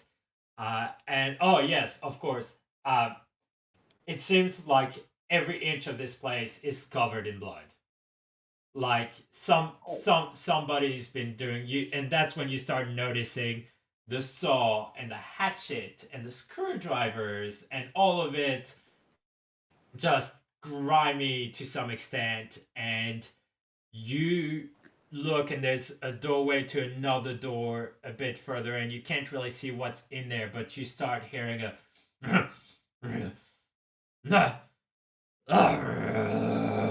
like a deep growl, something like you haven't heard any zombie sound like this before. Where's that growl coming from? Just like if you walk in and this would have been like the living room, it would be coming from like the bedroom. Okay. As you kind of look and think, I need to get out of here and take a step back, you notice in the corner of the room where you hadn't looked, there's a body in a cage, like a cage. Obviously, the cage wasn't there. In Zombieville, its cages aren't part of the real estate. But someone's made an effort to build a cage into this place, and you see a body kind of slumped down. And at first, you kind of think this is a zombie. There's a zombie in that cage. That's not good. And as you're about to back away, the zombie kind of lifts its head and its eyes meet with yours, and they don't look bloodshot or anything. This person is like covered in blood and they're missing an arm and everything, and they don't look healthy, but they start moving their mouth, and as you kind of think that they're about to say something to you, you all hear a what the fuck are you doing here? Hi. I'm Ranger Burl. We're looking for the herder or Joe. We were told that we could have an audience with them. Can I try to sway? I guess. Absolutely. Does anybody else want to try to sway? I'm going to use this. I'm going to use my stunt. Absolutely. Good idea. Very And good yeah, idea. I'm gonna use my stunt, and because my sway's only a 4, I'm gonna use my stunt, which is a D12. Um, and yeah, I'm trying to basically convince them that we have basically been invited here to, and we've been granted an audience with the herder, and that's why we're here. And we're just kind of lost. We're trying to find our way up to the herder. Okay, Go for it. 11. Fucking beautiful. I'm gonna mark my stunt off. Okay. Yep. So yeah, so in front of you, you have, you have a man, like a large white man, and he's got a flannel shirt on. The sleeves have been ripped off. It's got like that beer gut sort of thing, and he's got a Confederation flag kind of pulled up over his nose and jeez. tied around the Yeah, back of his yeah. head, so you can't really see his face. He's got like a trucker hat on top of his head and a shotgun in his mittens, and he's just cocked it. And he's just kind of pointing it at you, just ready to throw down, and you're just like, "Whoa, friend! Maybe friend. We're just here for the herder." And your words kind of is like, yeah, likely story, yeah, no, that makes sense for sure. Herder be happy to, what? Yeah, Yeah, I would talk to the gentleman downstairs. You know, they let us through the checkpoint. We're just making our way up. We're just kind of lost. Oh, which way is it that we go? In order to. well, usually new find our recruits way? come in through the other building. This is here the admin building. You see, this is where we do like admin stuff. And I knew I shouldn't have gone take a leak at the time that I did. I'm gonna get in trouble for that. Well, actually, so one of the things that we would really like is kind of like a tour, an explanation of the operations. You know, as we come up. You know, what is it that you do here? Yeah, no, I think that's uh if y'all come with me, I'll show you to somebody who gone done did tell you what we do here. I understand. No, I appreciate it. Yeah, no, they'll explain real good what we do this way. And he's always a bit threatening with that gun. Like he's not pointing it at your head, but at the same time he's still kind of gesturing with it, kind of like, Yeah. this I away. Yeah. slowly whisper to Gregor and Burl, like, oh, and I said that a human could turn, not become a zombie. I think this guy turned a long time ago. What do you want to do? I mean, let's just follow him and see where it leads us. Okay. Grant, If anything happens, don't worry. yeah, okay, perfect. We've got an understanding. Oh, Gran, can I have one of your cookies, please? Oh, perhaps you could give one to the gentleman here who is giving us a tour, right? Perhaps. Yeah, this guy's just like, Big, ugly, scary man. Here, take this cookie, please. he kind of frowns and is like, no, thank you, milady. I'm just, this accent, this guy's got, is the It man of many wasn't- accents. An offer. I said, take my cookie. He kind of holds the shotgun, so if he's got the trigger here and the hand there, he doesn't want to let go of the trigger, so he kind of lets go of there to grab the cookie, and you can see the gun kind of tips, and because he's got his finger on the trigger, you're just like, oh, this guy's gonna shoot his something off. And he kind of grabs it and just like forgets he's got his mask on, pulls it down, shoves it in his mouth, and it's like y'all can see the gun in slow-mo going down, and the momentum's, and then out of nowhere he just kind of grabs the gun again, and it's just like, yeah, Oh man. that cookie ain't bad. Could use a glass of milk. Oh, milk is hard to come by these days. And he's like, not if we got your mom up here. Hey, my mom was a good woman. Don't you speak of her like that. Yes, I will help you mind your tongue.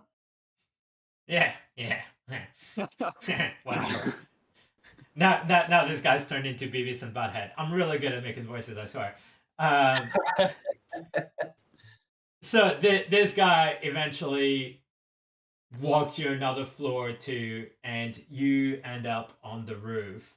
A lot of people up here look visibly armed, like they got a weapon, whether it's a gun or a knife or something on them, like they look visibly ready to throw down. Um, this we'll call him Billy Bob. Billy Bob's the only one that doesn't have like long sleeves. Everyone up here seems to be wearing like nice long sleeve of a sturdy material or another. They all look like they're well armed. They all seem to either have a mask up or be able to put a mask up and some goggles to protect their faces. Um, Billy Bob's just Billy Bob. Like, he probably doesn't go out very often. He probably has one job and he probably does it poorly. But he's managed to bring you. We noticed. He's managed to bring you up here, and Right. he's just like, he kind of brings you into like some sort of a tent that's set up, and he just kind of sits you down and he says, "Just you wait here. Boss will be with you in a minute." Thank you very much. You said your name was Billy Bob, sir? Billy Bob's what my mama called me. Yes. Oh, well, thank you so much for your help. I appreciate you leading us up here. Yeah. I done real good this time. Boss will be happy. Indeed. It's true. I'm going to put in a good wood for you. I appreciate it. Yeah, right. Cool. Thanks. As he leaves, I'm just like, you think we're gonna end up like one of those bodies like behind like below the curtain? Oh God, I right? hope not. Oh my God, Ted, did I lead us up here and now we're all going to die? This is horrible. So Burl starts panicking Nice. I love that. Yeah, now that we're up here. it's gonna He's be He's okay. used though, his like, stunt. He is. Guys, just I think I was going to try and comfort him. And, it's okay. Don't worry. Don't worry. Grandma's here. Grandma's here. We'll take care of you. I'm so glad you're here, Graham. I'm so glad. I'm here. It's okay. Thank you. Thank you. I feel a little bit that's odd. Do you hear nauseous. banjo music? All right. So Okay, just so I looking guess I'll take a at seat. time, I'm moving through my story a bit slower than I thought I was. But Okay. I was still intending on putting a break somewhere in the middle. Would you guys like to take a break? Maybe just 5 minutes, go to the bathroom, have a drink, do all the things, reconvene in 5 minutes while That's we okay. wait to meet whoever is in charge? The herder. Perfect. Cliffhanger. Yeah? Cool. All right, So yeah, sounds good. do me a favor, do not hang up this call because you will muck around with the settings of things. Yes. But just do mute yourselves. Okay. I'm going to switch scenes, and we will be back in 5 minutes, y'all, to figure out who's in charge, maybe meet the harder, and find a way out of here. See you all in 5. And blah.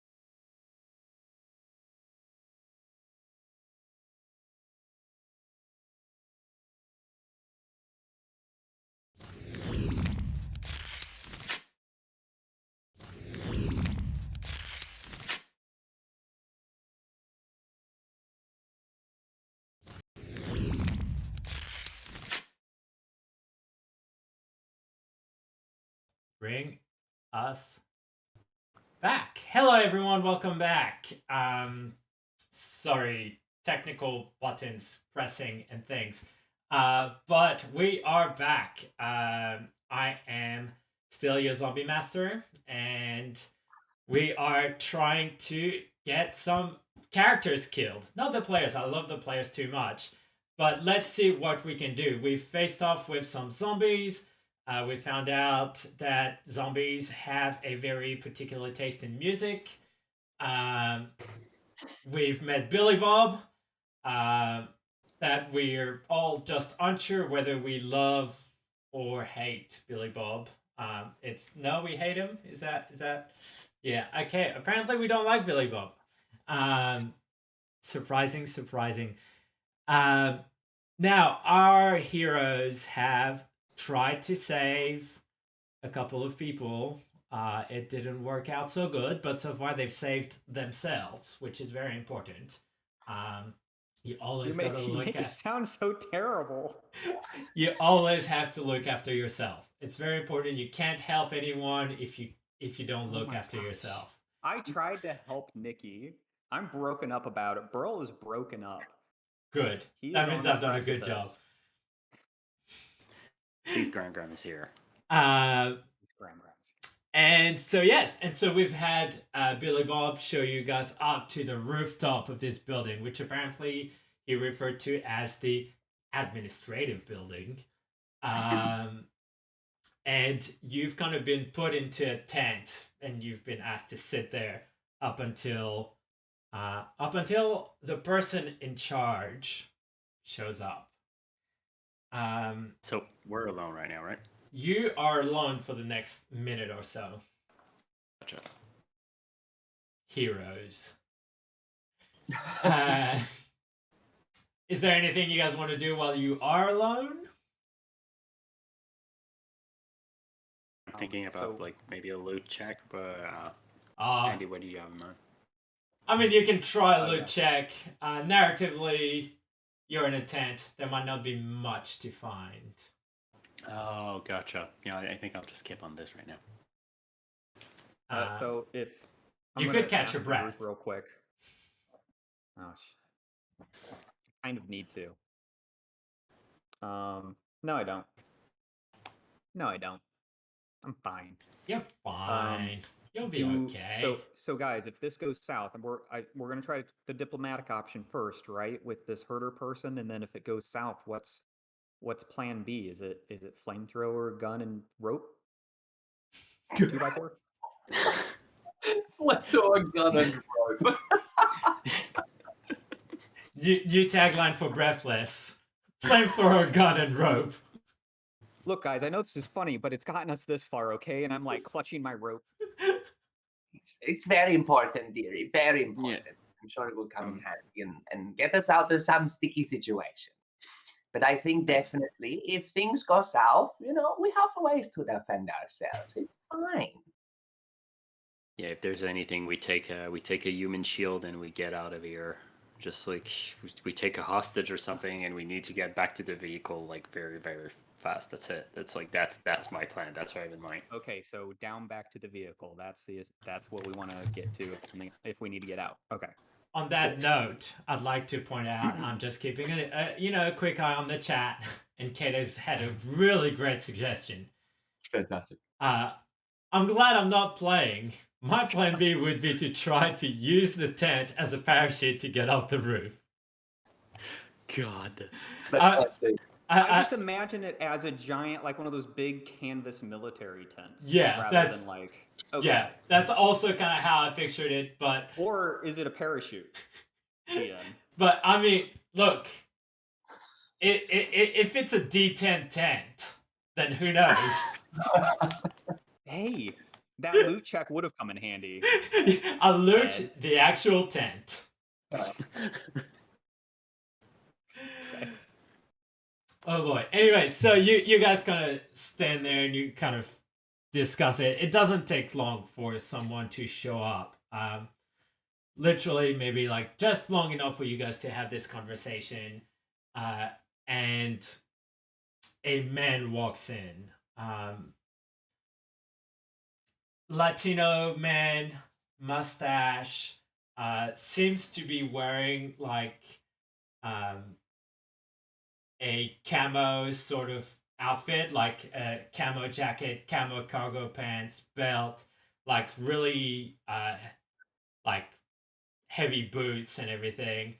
Uh, but his hair is all slicked back, and you look at this guy, and you're just like he's wearing like this whole military outfit, but the way he postures himself and just looks at you guys, it almost feels like he's about to go down a runway. Like he looks good in this outfit. It's almost like you're like, did he get it like tailor made for it to like fit so well? And he's just like, ah, welcome, welcome. It's so nice to have new visitors. Always new visitors. Welcome. Hello. So my name's Ranger Burl, and you are? And I extend my hand. Greetings are He important, guys. he kind of goes to extend his hand, but he's kind of like, and then kind of just pulls it back. He's like, yes, uh, Oh, I my. understand. I understand. I offer a fist bump instead. He's like, it's no Okay, worries. It's okay. Welcome this to my community. It's always nice to have new people. Um, so happy to have you here. You came through the wrong way, the wrong door. I don't know how you made it in. It's very surprising, but beautiful. There Bravo, were some bravo. nice gentlemen. They had a little golf bag of something, and they let us in. It was I very nice of them. doubt that very much, but it's no matter. It's okay. Um, we'll we will. I assume you are here because you have heard of the shelter that. Oh man, I voices, accents is just. Hard. I went from like I don't know Transylvanian to French to Russian to I went all over the place just there. Um, but that's trademark. Liam game trademark. NPCs all have changing voices. Um, I assume you come from for the shelter that we offer here. It's uh, we could always people die and people struggle and sometimes people want to leave, but it's great to have you here. We could always use more help, and you look like you would all. And he kind of looks at the three of you, and then he kind of pauses on Graham and kind of goes, I'm sure we can find a use for all of you. Well, We heard about a way out more than a shelter, didn't we? Do you know a way out of the city? A way out? No, darling, no. If there was a way out, I wouldn't be here. I think I think you got the wrong information there. Oh no, no way out. No, if there was a way So out. how do you? So you just survive here? Like how do you survive? How do you find like resources to like feed all the people that are here? And he's like, oh yes, of course, come. Sorry, I'll show you. And he brings you out, and he kind of walks you closer to the edge of the building, um, and he kind of stays in front of you, like he doesn't feel too worried, and he just goes, points to another rooftop, that's linked up to by a bridge. It's like, oh, over there on this rooftop we have a wonderful sleeping arrangement where the people that work here and survive with us, that's where we sleep, and we will show you. You might have to share probably, but we will give you your own quarters. We try to keep uh, things slightly comfortable as we can, and then over there, and points at another building. He's like, yes, this building over there is where we do the growing of the food.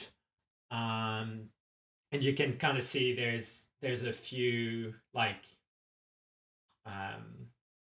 greenhouse type of place with like plastic covering little areas, and you can see they've somehow managed to get dirt and everything. And I mean, there's you're in the middle of the city, there's shops around and stuff, so they've probably done a lot of looting in the area and kind of made this little stronghold for themselves here. um and he's like, and he keeps kind of pointing around, and he's like, and he points at the building where you can see the broken off the broken off bridge, and it's like, yes, over there, it used to be where the armory used to be, but we had a little problem. And then you all kind of have a flashback to about a week ago. You heard a big explosion coming from the city, and you're like, oh. But yes, it's put things a bit into perspective for us. But it's things are more difficult now. But we have a strict no weapons policy apart from this building now, because it's very dangerous. And so perhaps I'm back into the French accent. Maybe you can, if you would like to, please deposit your utensils of death just here. You will be safe, but this community requires very strict rules for the safety of everyone. I'm sure you understand. So before we do any of that, like the way we went through, we saw bodies, we saw materials, like different utensils of death, like you described them, that were all bloodied. The room was entirely bloodied. So there were a couple of things that didn't make sense in that room. So before we dispose of our items, perhaps you could explain what that was. And then depending on your answer, maybe we'll keep those things on us, if that's okay with you. I'm sure you understand. He, as soon as you kind of mentioned that you saw the room, his face kind of definitely sours for a minute, and then he just kind of smiles again. It's like, oh, unfortunately, I'm very sorry to say, I was being polite. Is you will need to, if you intend on staying, which of course you can leave if you'd rather. But if you intend on staying, I would maybe visit the community, see what we have to offer. We will keep your weapon here, and if you feel like you need to leave, you can always come and speak to me again. Or you could leave right now. Do you mind if we have a quick moment to discuss these options amongst ourselves? We've always been working as a group. I want to make sure that we have a consensus of whether we would like to stay or leave before we make it. Of course, darling, of course. Not a problem. And as you guys kind of form a small huddle, you see him doing this. Okay. And you start seeing people kind of moving into place, just casually, just forming a perimeter around you guys, just in cases. So I believe, Ted, with the technology that you were able to acquire, that maybe we can find a way around the zombies and just make our way out of town, unless there's blockades in place, in which case at least we can get to the perimeter with your newfound vehicle. And perhaps that might be the best option, because I am getting my red flags are flying. Yeah, I'm also not necessarily very comfortable. They don't have a lot of things that speak like, hey, we're the good guys here. So and perhaps on the way back down, we should visit that cage and see if we can't help at least one person. Not that I'm feeling guilty about Nikki, but I feel like my karma needs to be refilled. If we can leave in a calmly manner, I'm okay with yeah, this. absolutely. Yeah, I'm totally fine with that. Yeah, I think that sounds great. The Hey, only Graham, thing how you feeling? I am worried about is perhaps if they have anybody else here that may have stumbled in already. They have some people in cages there. We don't know who might be further in. That is my only concern. Oh, I was thinking about heading back the way we came. Yes, but I'm saying there might be people inside that we might need to help get out from these crazy people. Oh. I don't know if we have the capabilities of kind of dismantling the herder at this point. But I think also that one. saying he doesn't know of a way out. But we heard that there was. Surely there is a way out. There is something. Maybe that's where they get all their resources, right? Maybe we need to find this Joe person somehow. Perhaps maybe even just a quick look around, and if we see it's not for us, we can make a backtrack. Just Okay, so my- do we leave our weapons? Well, do we? I'm going to keep my rope. You're gonna keep your rope. Okay, Well, because it's not a weapon of destruction. it is not. It's just utility. In I the just have it draped over me. Not an instrument of death. Not an It's not. instrument of death. So Well, far. If someone wants to So try far. and keep the pistol on them, perhaps under wraps. Maybe we don't have to surrender that one just in case. Who's got the gun right now? Graham. Graham. I mean, Graham can make a roll if she wants to hide the gun. What would the role be? I mean, that feels like a. Let me. Sneak, maybe. Yeah, I'd say that feels like a sneak. Is sneak? Yeah. Or a stunt. Or a stunt. You could use your Yeah, D12 to increase your chances of hiding the gun. What do you reckon, guys? We won't ask you where you hide it. Should we Her hair. hide the person? Okay, they just said hide the flamethrower somehow. That might work. I think they've seen the flamethrower already. Yeah. Yeah, you know what? Let's do it. Let's give it a crack. I'll use my stunt. We'll see how that goes. Whew. That's an 8. 8 is a success. Success. 8 is a good success. So yeah, you guys are talking and Graham's kind of moving and shifting and hiding the revolver somewhere. And then you hear the voice of this man. Excuse me. Have you maybe Yes. made a decision? Yeah, I think we'll leave our things behind. Our what would you say, instruments of destruction, or as you called them? Of death, but yes. Of death. Yes, I'm sorry. Yes, we'll leave those behind. Do you mind if we just take a quick walk around and take a look? No, absolutely not. It's coming close to the end of the workday, so feel free. Join the rest. We will escort you to your living arrangements, and maybe come morning you can make a better decision. Okay. So I'm gonna say I spend my time, just so we don't go too far into minutia of like hunting around this place. So I'm gonna spend my evening just kind of mingling with different people and trying to see if I can't identify anybody named Joe. Sure thing. And just very just like strike up a conversation with somebody, talk about them, and then name drop, and just casually. And if they don't know anybody, I say thank you, wrap up conversation, move on to somebody else. Like, right, niceties. Yeah. What would you? Hold on. What would that be to roll? Let I feel like I've got to roll for them. let's see what everyone's doing, get an idea of what everybody's up to, and then we'll see if rolls are needed.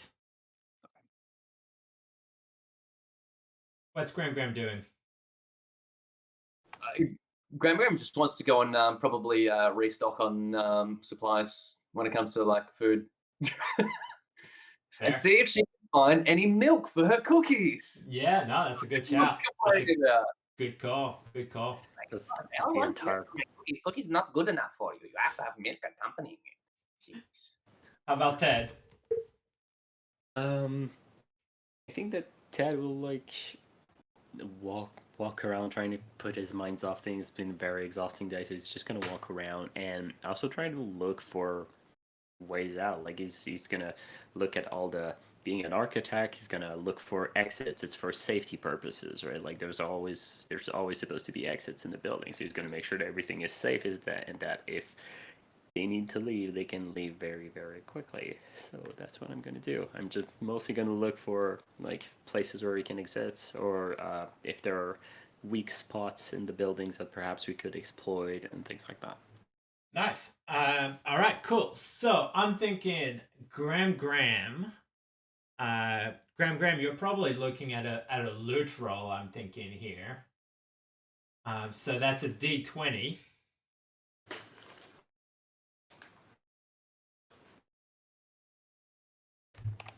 It's a 13. I think 13 is not good enough, unfortunately.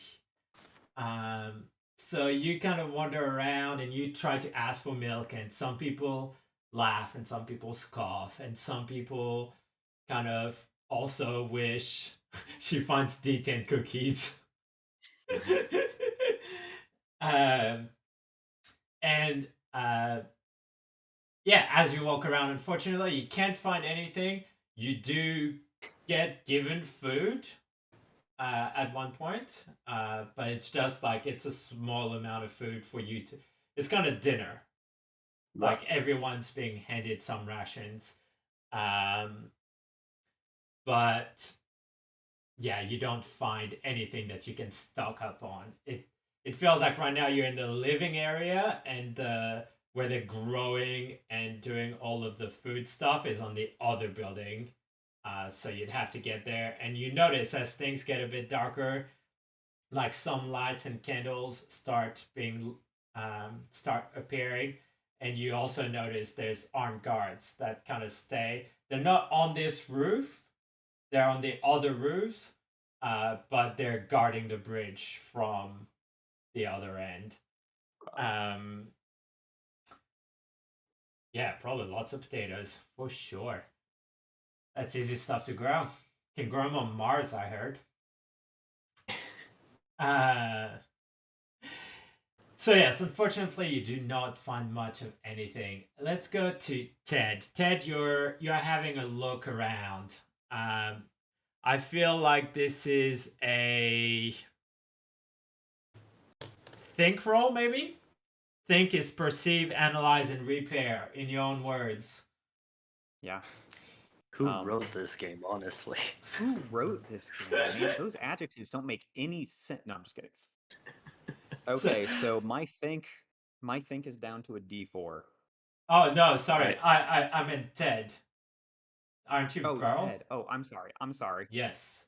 So Yeah. Ted's looking and analyzing the building and the safety and if there's potential exits. Right, so I've got a D6. I'm down to a D6.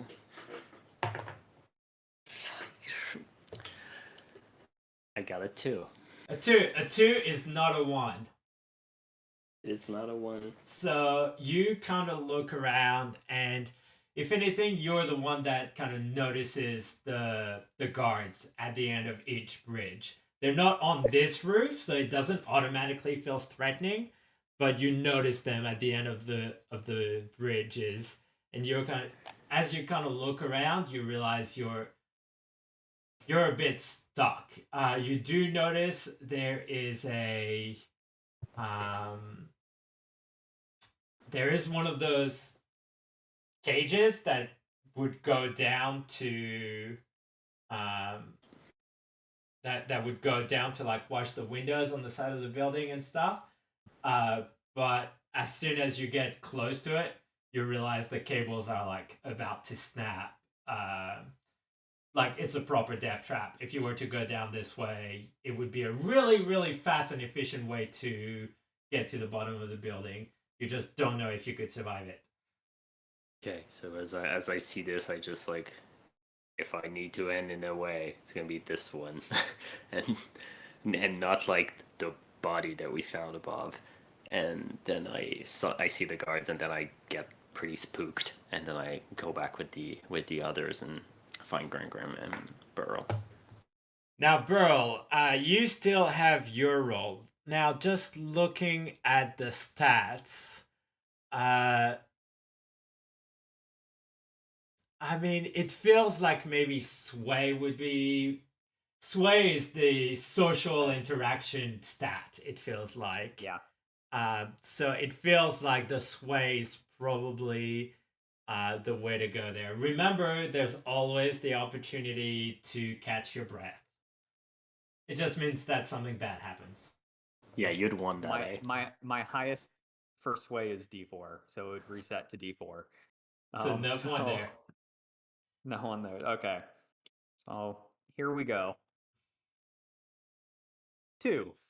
2 is still not It's still good a fail. enough. It's still a fail. Yeah. So in this case, you kind of walk around, but people are very cagey. It's not a big community. There isn't hundreds of people up here. There's maybe like 30 people at most. And you kind of go around and you kind of speak, and people kind of like, I don't know if I want to talk to you. And they all kind of seem a bit worried and wary of the new people. Eventually, like, because you're asking questions and trying to talk to people are almost increasingly suspicious of you. They're just like, what does he want? Like, no, I don't want to associate with this guy because this guy's asking questions, and we know that people who ask questions disappear, and if we're associated with someone who asks questions, that's not going to work out so well for us. So everybody kind of withdraws from you. You still get given food. Okay. And at I one made no point, friends. as you all kind of reconnect and kind of have your dinner kind of away from everybody else, not by your own choice, Sorry, guys. a woman kind of very, very sneakily, actually, like you didn't see her kind of approach you really, and she kind of approaches you from the side, and she looks at you, Burl, and she's like, "You're the one asking the questions?" Hi, I'm Ranger Burl. And you are? She kind of looks at the three of you, a bit suspicious, does a bit of a shrug, puts her hand out, and she's like, "Name's Josephine." Hello, Joe. Joe. It's really nice to meet you. We were told to find you. She looks Do you want a cookie? really confused as to why and how you would know of her, and she kind of puts her hand out for a cookie. I like nudge. Yeah, she grabs the cookie and she just kind of noms on it. And So- she just like, good, chewy. Yeah. Like I know. It's amazing. most people would want milk with this, but I think it just gets too soggy with milk. This is beautiful. Wow. I And think she I'll- looks at Greg and she's like, did you make this? Yeah. Graham Gum's very happy. Single tear. Just like, oh, Joe. And then all of a sudden she's like, oh my god, there aren't any nuts in this, are there? Oh, Just kidding. there haven't been any No, nuts available for. It's delicious. I'm just messing with you. Can you imagine how terrible would it be to die of a nut allergy in the middle of a zombie apocalypse? And she Yeah. just finishes. Oh my gosh. She finishes the cookie and she kind of sits down, and she's kind of got a bit of a smirk on her face, and she's just like asking questions it's not. I mean, I get you're new here, but people kind of go missing. You Yeah, you should I've noticed they don't take kindly. no. But you said you were looking for me, and I'm sorry. I mean, I had my own thing to say, but you how why? Well, so there was a dying man on the street, and he said I that mean, there's a the few of herder them. knew a way out, and to find Joe, and that you were with or around the herder, and that you might have some information potentially on how to get out or what's going on here. Like her eyes I kind say of this very quietly. yeah. She's just like what the you. So you met someone out there who knew Yep. blonde hair, blue eyes. Yeah, that describes him pretty well. Uh, Well, at I hope least, you didn't. I hope you didn't know him too well. Otherwise, our condolences. my Sadly. condolences. Yes. like her face kind of drops. She feels real, like you can tell she kind of puts her hand in her face, and then she takes a deep breath and she's like, I don't I Take don't your even time. remember how to cry anymore. It's I've just seen so many horrible things. It's this it feels like once upon a time I would have cried at the end of whatever season of whatever soap I was watching on Netflix or whatever. Now it's just I just I don't know. I don't know. Are we really surviving if whatever we turn into becomes so insensitive to everything? Oh, I understand. We've fuck. Yeah. Fuck. Well, we've seen a lot of death even just today, let alone throughout this whole time. yeah. Yeah, we've had our fair share of loss, like anybody, and so far we haven't turned into whatever those people are doing. I like to believe that we still have a bit of humanity left in our soul. Whatever is left is still enough to keep us going. Do you know what they're doing here?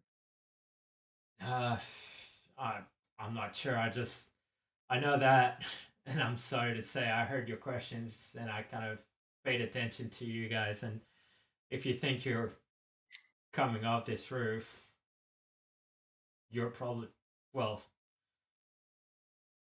Marcus did have a way, but What way was that? and We're listening. she kind of reaches into her pocket and she's got a piece of paper with like a really crude drawing, and she's like, "Well, Marcus said he was gonna check it out the next time he went out, which was 2 days ago, and he didn't come back. So I assume they know what he meant to do, unless they're just getting rid of people they're suspicious of now." And she kind of points, and there's like a crude drawing of like the building, and then it looks like he drew a shaft that goes down, and you recognize there's like ground level, but that shaft seems to go below ground level, and then there's a note there saying like there's a P. It says tunnel. There's a tunnel in the car park. And she says before he left, before he didn't come back, he left this. He put it in my pocket, and but I want to make a go for it, but no one's, unless you work in the security detail, no one's really allowed to go on the, and she kind of does air quotes, administrative building. We know someone in the administrative building, and he's quite fond of us. Oh, fond. We certainly put in a good word for him. And she's like, I mean, if we could get there, I mean, we just need to get across the bridge. If we can get across the bridge, at night they all sleep. They take shifts to look after the bridge. But if we get across the bridge, then I guess we can just go down. And I mean, I guess if we're fast enough and quiet enough, we should be okay. I'm willing to give it a go. It's better than staying here, I think. Yeah, I don't like to. I don't want to stay here from what we've seen so far of what people staying here would look like. It's fine. I think we should give it a go. Would you come with us, Josephine? Yes. Yes. Do you know kind of their rounds or when the guards make their changes? Shift changes? Yeah, I mean, it's not super regular. Like, sometimes it changes depending on whether one sleeps in or not. If anything, that'd be our best bet. If one of them sleeps in, that means the other one's got to go and get them. So that's probably when, if we can catch that break, that'd probably be the best way to go. Okay. Before we leave, is there anybody else that we should bring with us? Anybody close to you in this hell house? She kind of looks around and everybody's kind of like talking amongst themselves and eating, and she's just like, there are a few here that believe that as long as they stay under the radar, they'll be fine, and they'd be too scared to take the risk. But there's at least, I mean, I'd say that's a minority. Most of these people would love to get out if there's a way out. But We don't want to and able to might be two different things. Yeah, we probably don't want to just spread the word and then a bunch of people would know about our efforts. So we probably want to keep things pretty silent, discreet for now. But if there's anybody close to you and you want to reach out to them, I'm pretty sure we're going to do this tonight, aren't we, guys? She's just like, no. If it'd been anyone, it would have been Marcus, and by the sounds of it, he's not getting out. So, and you're right, we should do this earlier rather than later. Depending on how much attention you've gathered and what kind of first impression you made, you might not have that long up here. Yeah, that might be my bad. Yeah. Well, you can at least leave the knowledge behind. Is there anywhere or anyone where you would like to slip that sheet of paper to pass that knowledge along? And then we'll make our break. We'll find our time and do it tonight. And she's like, yeah, I guess there's no harm in that. That is going to come and back to bite me, but that's okay. She kind of looks around and she's like, there's a bit of a curfew. It'll be bedtime soon. I'll meet you guys back here in half hour. Sounds good. Let's do it. And she kind of gets up, stretches, kind of dusts herself off a little bit, even though there's nothing to dust off. You know how people sometimes they just kind of readjust themselves. Yep. And she kind of nods and walks away again. Sure enough, like within 15 minutes, you hear over like a speakerphone, a megaphone sort of deal, a familiar voice go, "All right, darlings, time to go to bed. Thank you for your work today. Thank you very much. You have all been wonderful and have allowed us to live one more day. You should be proud of yourselves. Good night. Good night." Okay, am I the only one who hates this? Like all of this? Oh no, this is horrible. So- This is horrible. Absolutely. Some people grumble, but like most of them are just like, this is the cost of being alive. So Do we want to make a go for the flamethrower before we leave? Yes. It's en route, right? Well, GM, Right, okay, like, perfect then. is it en route as we head across the bridge, The or what? have they moved it? The flamethrower that we Flamethrower. dropped off. It's so the admin building has a few of those tents, like the military type tents.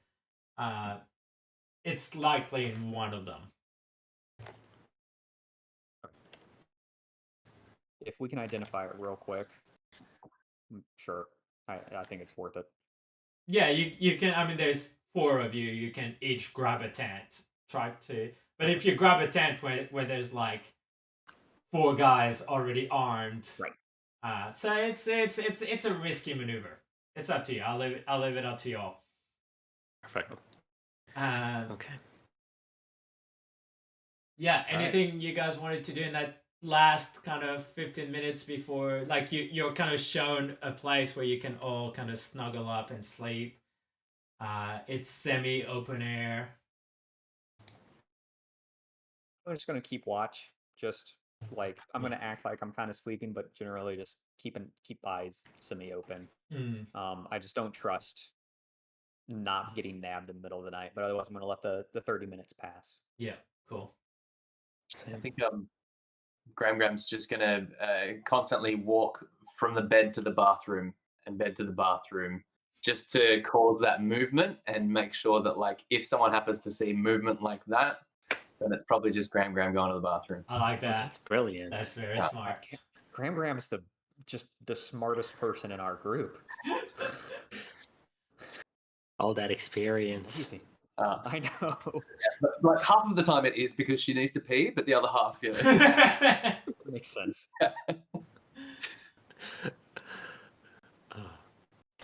Okay. How about Ted?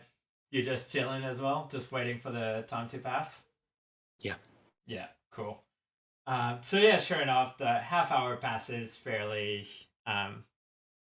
without incidents. I mean, everybody's kind of going to bed, and you guys kind of all get up one by one and kind of shift your way towards where you were going to meet, and you kind of meet up with Josephine.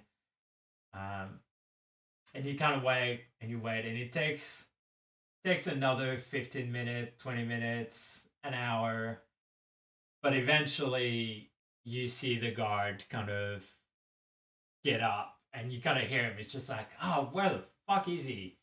Fucking Billy Bob. And they kind of walk away and like duck into a tent. So you know at least that one tent is one you shouldn't check. And Josephine's just like, time to go, now or never.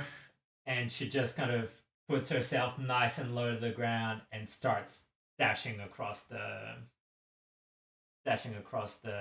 bridge. All right, I'm gonna follow in her footsteps. I assume she knows what she's doing. Yep. Cool. Doing the same. Cool. As you guys kind of go, I mean, this is a suspended bridge across the street, and the first time you went, it was kind of still daylight and everything. It was scary, but the whole situation was kind of keeping things into perspective, we'll say. But this time, like, you've got the pressure of being sneaky, and you get to about halfway through, and you're all too aware that any misstep, you kind of see some lights below. You can hear, now that everything is quiet, you can hear the sound of zombies, just the groans kind of just coming from below you. And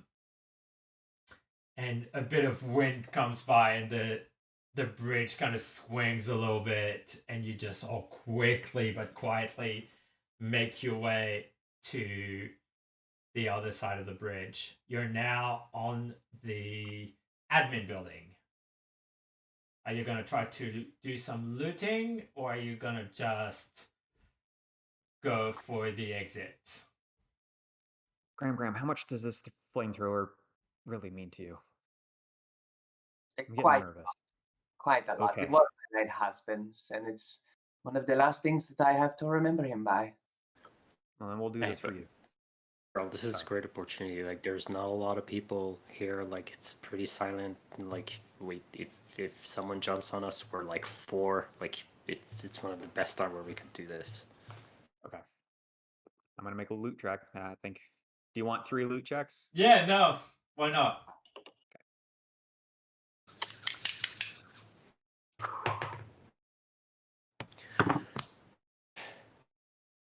Who rolled a 1? I got a 14. Oh, 14, so close yet so far. 14. No, you had it. You have it as 15. You wrote the rules.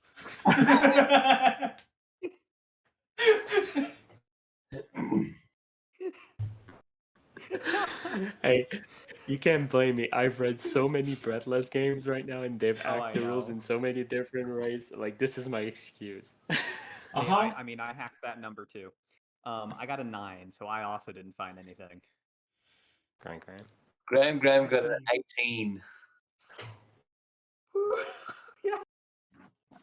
Nice. Okay.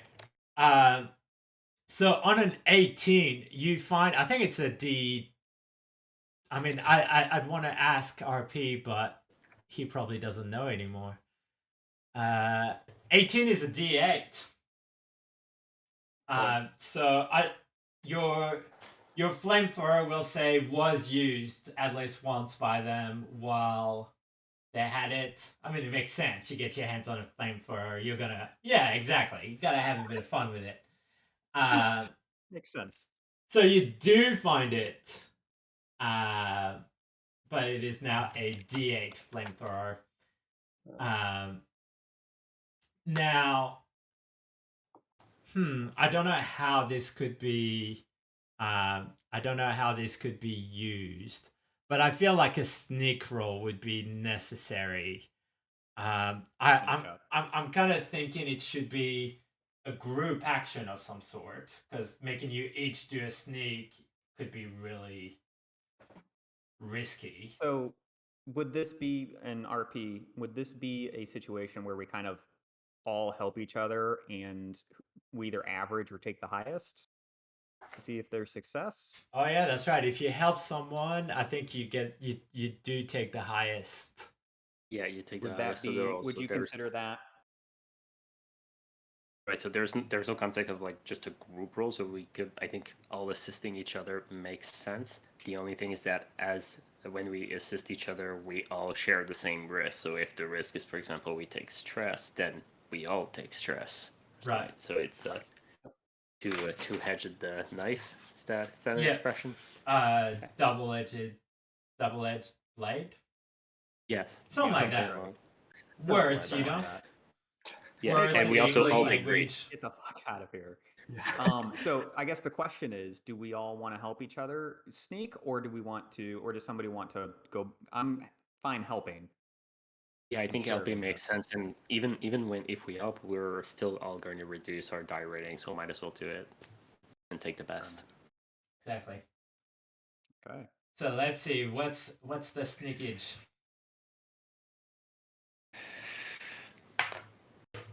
Oh, there's a 2. Oh, 5. You made you made the face like you had a 2. No. Out of 5. Right. 4. 4. Okay, so we got a spectrum of things. We got a failure with a success, and a full success. So we're gonna take the highest, which is 5. So you do all manage to work together and find your way to the door.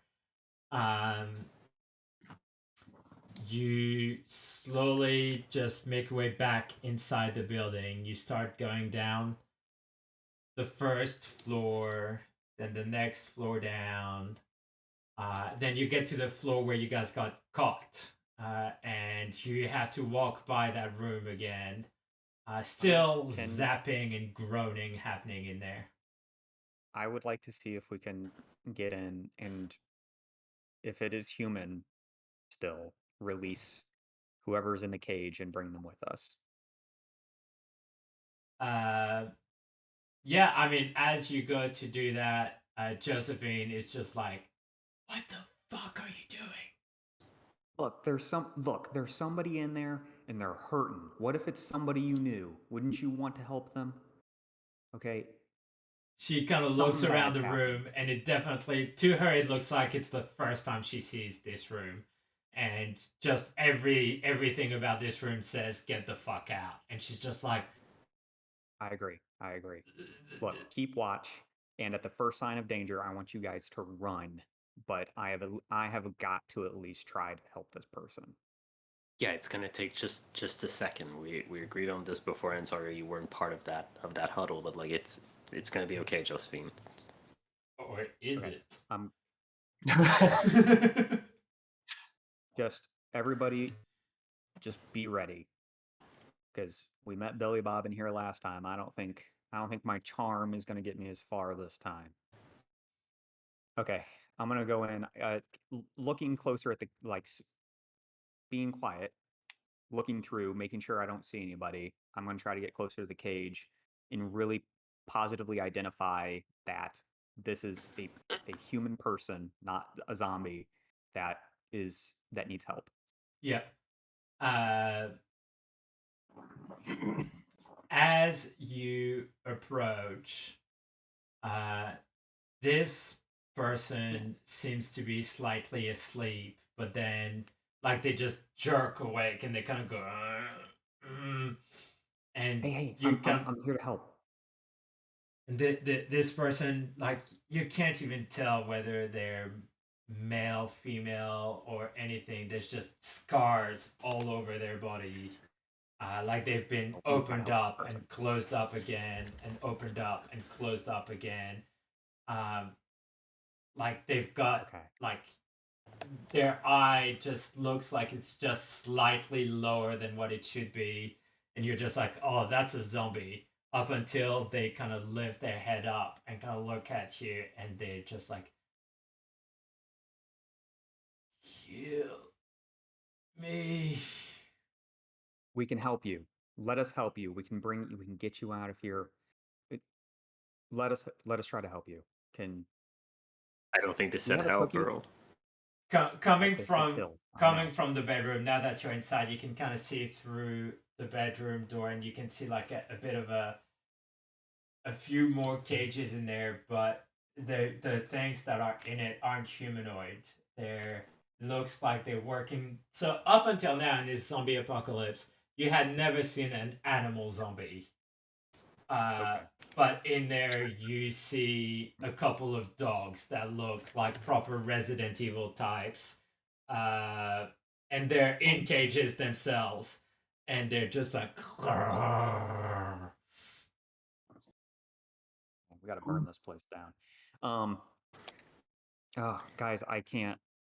Like, we've got to help. We've got to help this person. I can't. and that person's just like, kill me.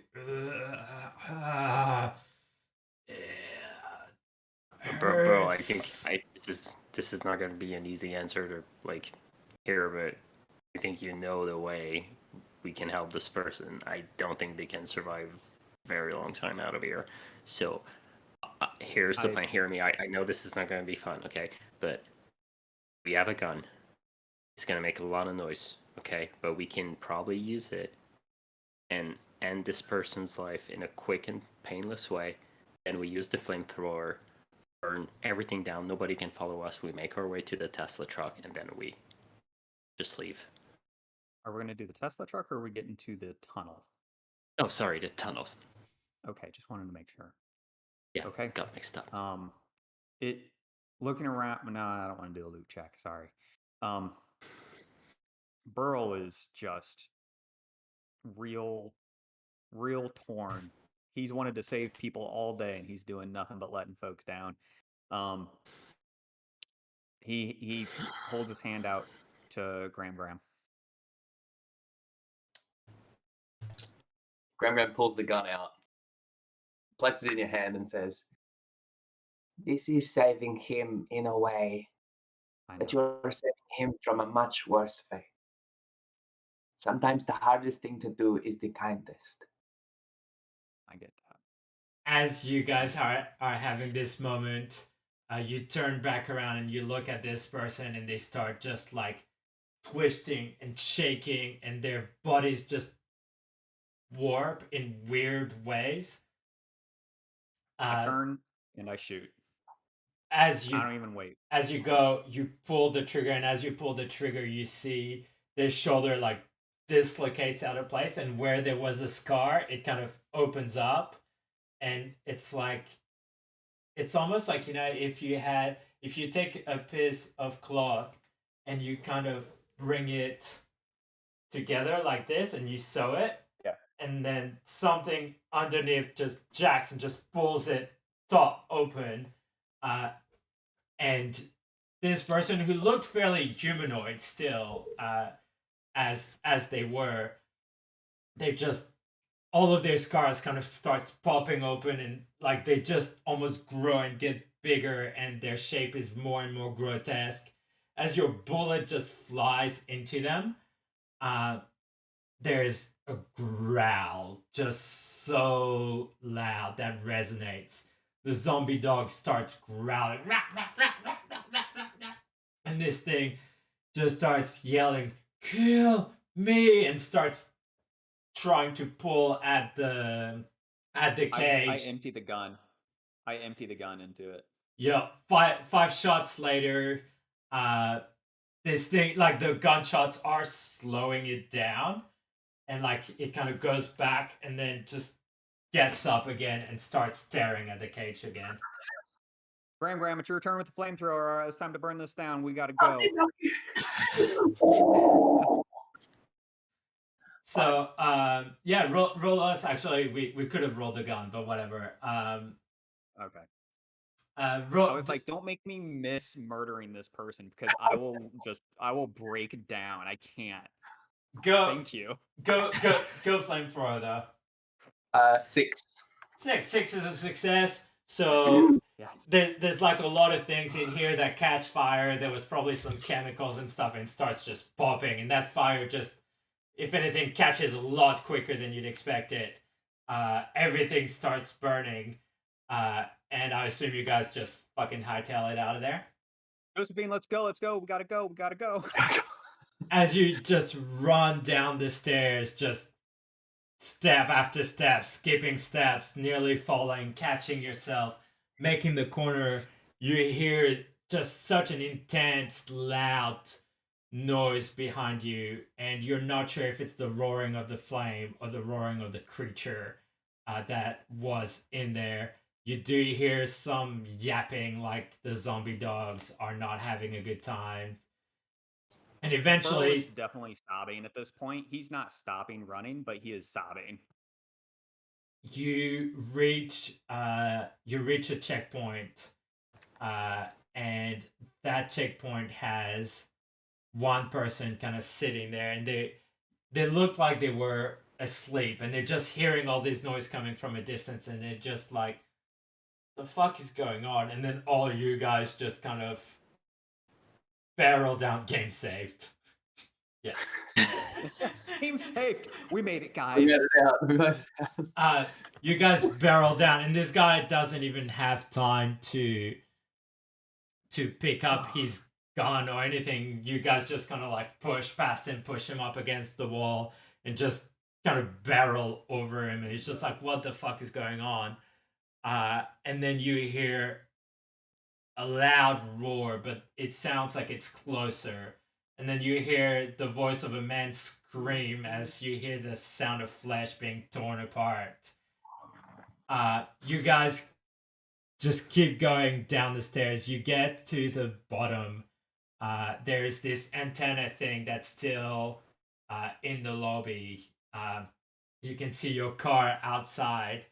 That's kind of blocking the entrance, but you can see outside of the building there's like masses of zombies. Like they're just shoulder to shoulder, and they seem fairly placid, but they're just like and yeah, there's just no way you can go through them. You see the elevator shaft, but in this lobby there's probably still like a dozen zombies to go by. Is the machine on? There's no That- buzzing sound, You guys can't pick up on a buzzing sound, but there's definitely zombies in this lobby. Maybe like I said, a dozen of them. How would you like to go past or through or into? Is there a like a staircase like that goes down to the parking area, or is it just via the lift? The staircase seems to have been barricaded, like Right. nail gun and everything. So it does seem like the elevator shaft is the intended way to go now. Well, I think if there's 6 or 7, Graham's just gonna have to unleash that flamethrower, try and make a path for the others to run past. Cool. Yeah, we don't roll, have. roll Like, that I don't have. D6. So like 2x4 anymore. We don't have any weapons. It's just the flamethrower. Ted, can you while Graham's doing that, can you see if you can't get that machine turned back on? There weren't any zombies in here when we came in here. Maybe we can get that thing turned on. Great idea. I mean, And I am going to go ahead. yeah, no. I want to see what the flamethrower does.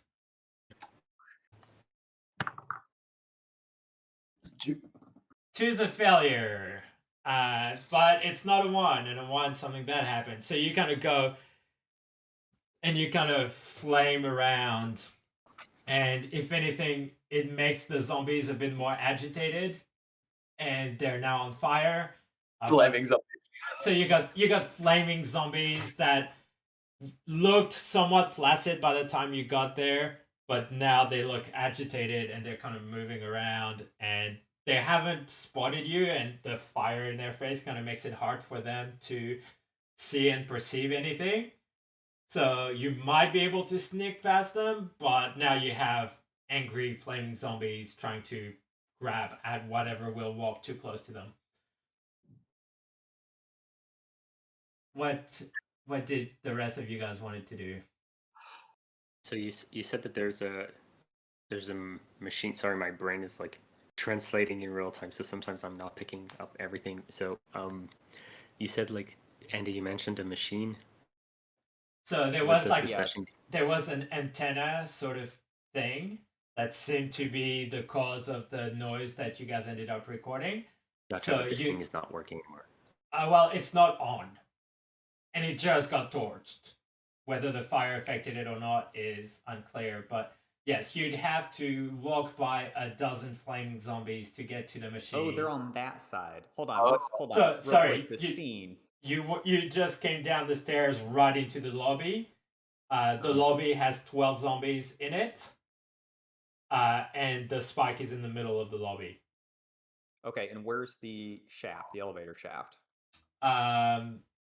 It's like up against the wall. Like if you came down the stairs, the shaft is like right next to it. Oh. So you guys could like hook a turn. There's still enough zombies around that you'll probably have to brush past a zombie or two. But yeah, you could like barrel your way through and just kind of shove them to the side and jump into the shaft if you wanted. I think I'd probably try to clear a path using bash for the others to follow. So I don't have any weapons, so I'm just gonna try to like I probably like have a coat, and I'm gonna like wrap the coat around my arms to make sure they aren't bitten, and then I just try to shove them and push the zombies as I like, and I bash them with my elbows and things like that. Nice, go for it.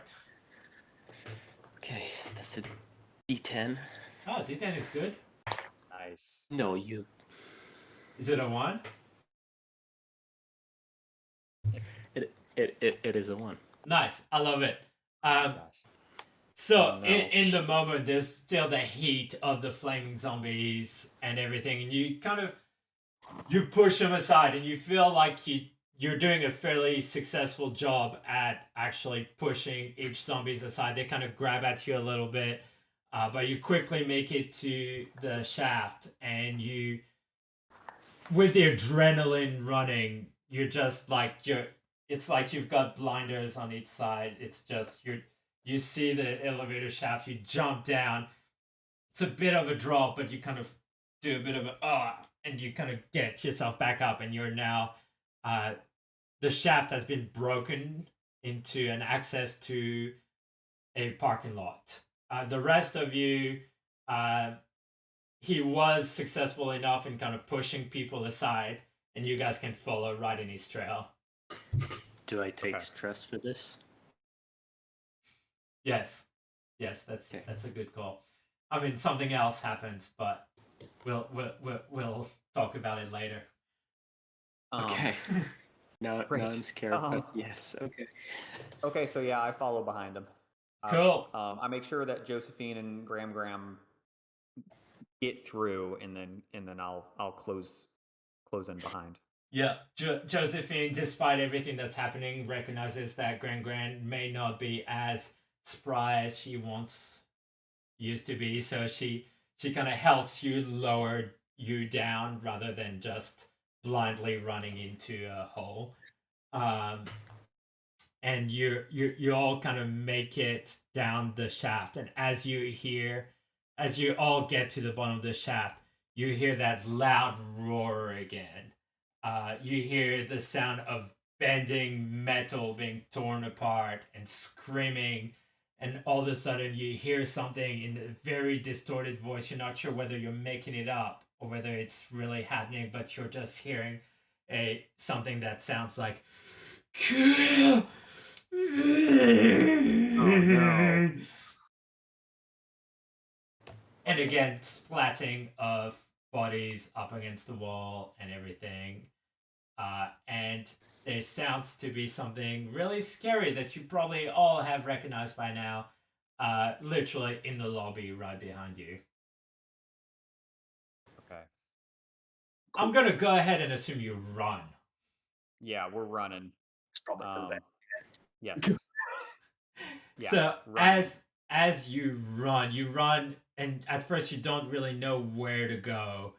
And you notice there's like a small light that's just like one of those rotating light that just flickers towards the end of the parking lot. And so you're all instinctually drawn to it. And at this point, Josephine kind of takes the lead.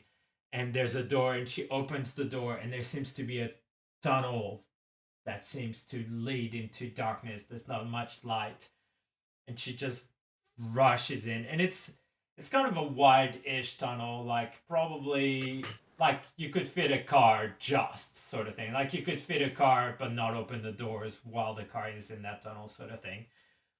And there's just that rotating light at the beginning that's just kind of giving you a slight flicker of what's in it. You all rush down, and you feel. And As soon as I go in, yeah. I want to close the door behind us, and I'm going to use my rope. I'm going to lose it, but I'm going to lose my rope, and I'm going to lash the door shut. No worries. Roll for rope. Not the Okay. rope. 8. Beautiful. Yeah, so you kind of quickly, as you close the door and lash it close, you feel like you've done a good job. Like that door is pretty secure. Although with what Okay. you've got running after you, potentially, it might just slow it down. But Slow it down. Yep. that's all you need. You also notice that closing that door also closes off access to the rotating light that was kind Oh of no.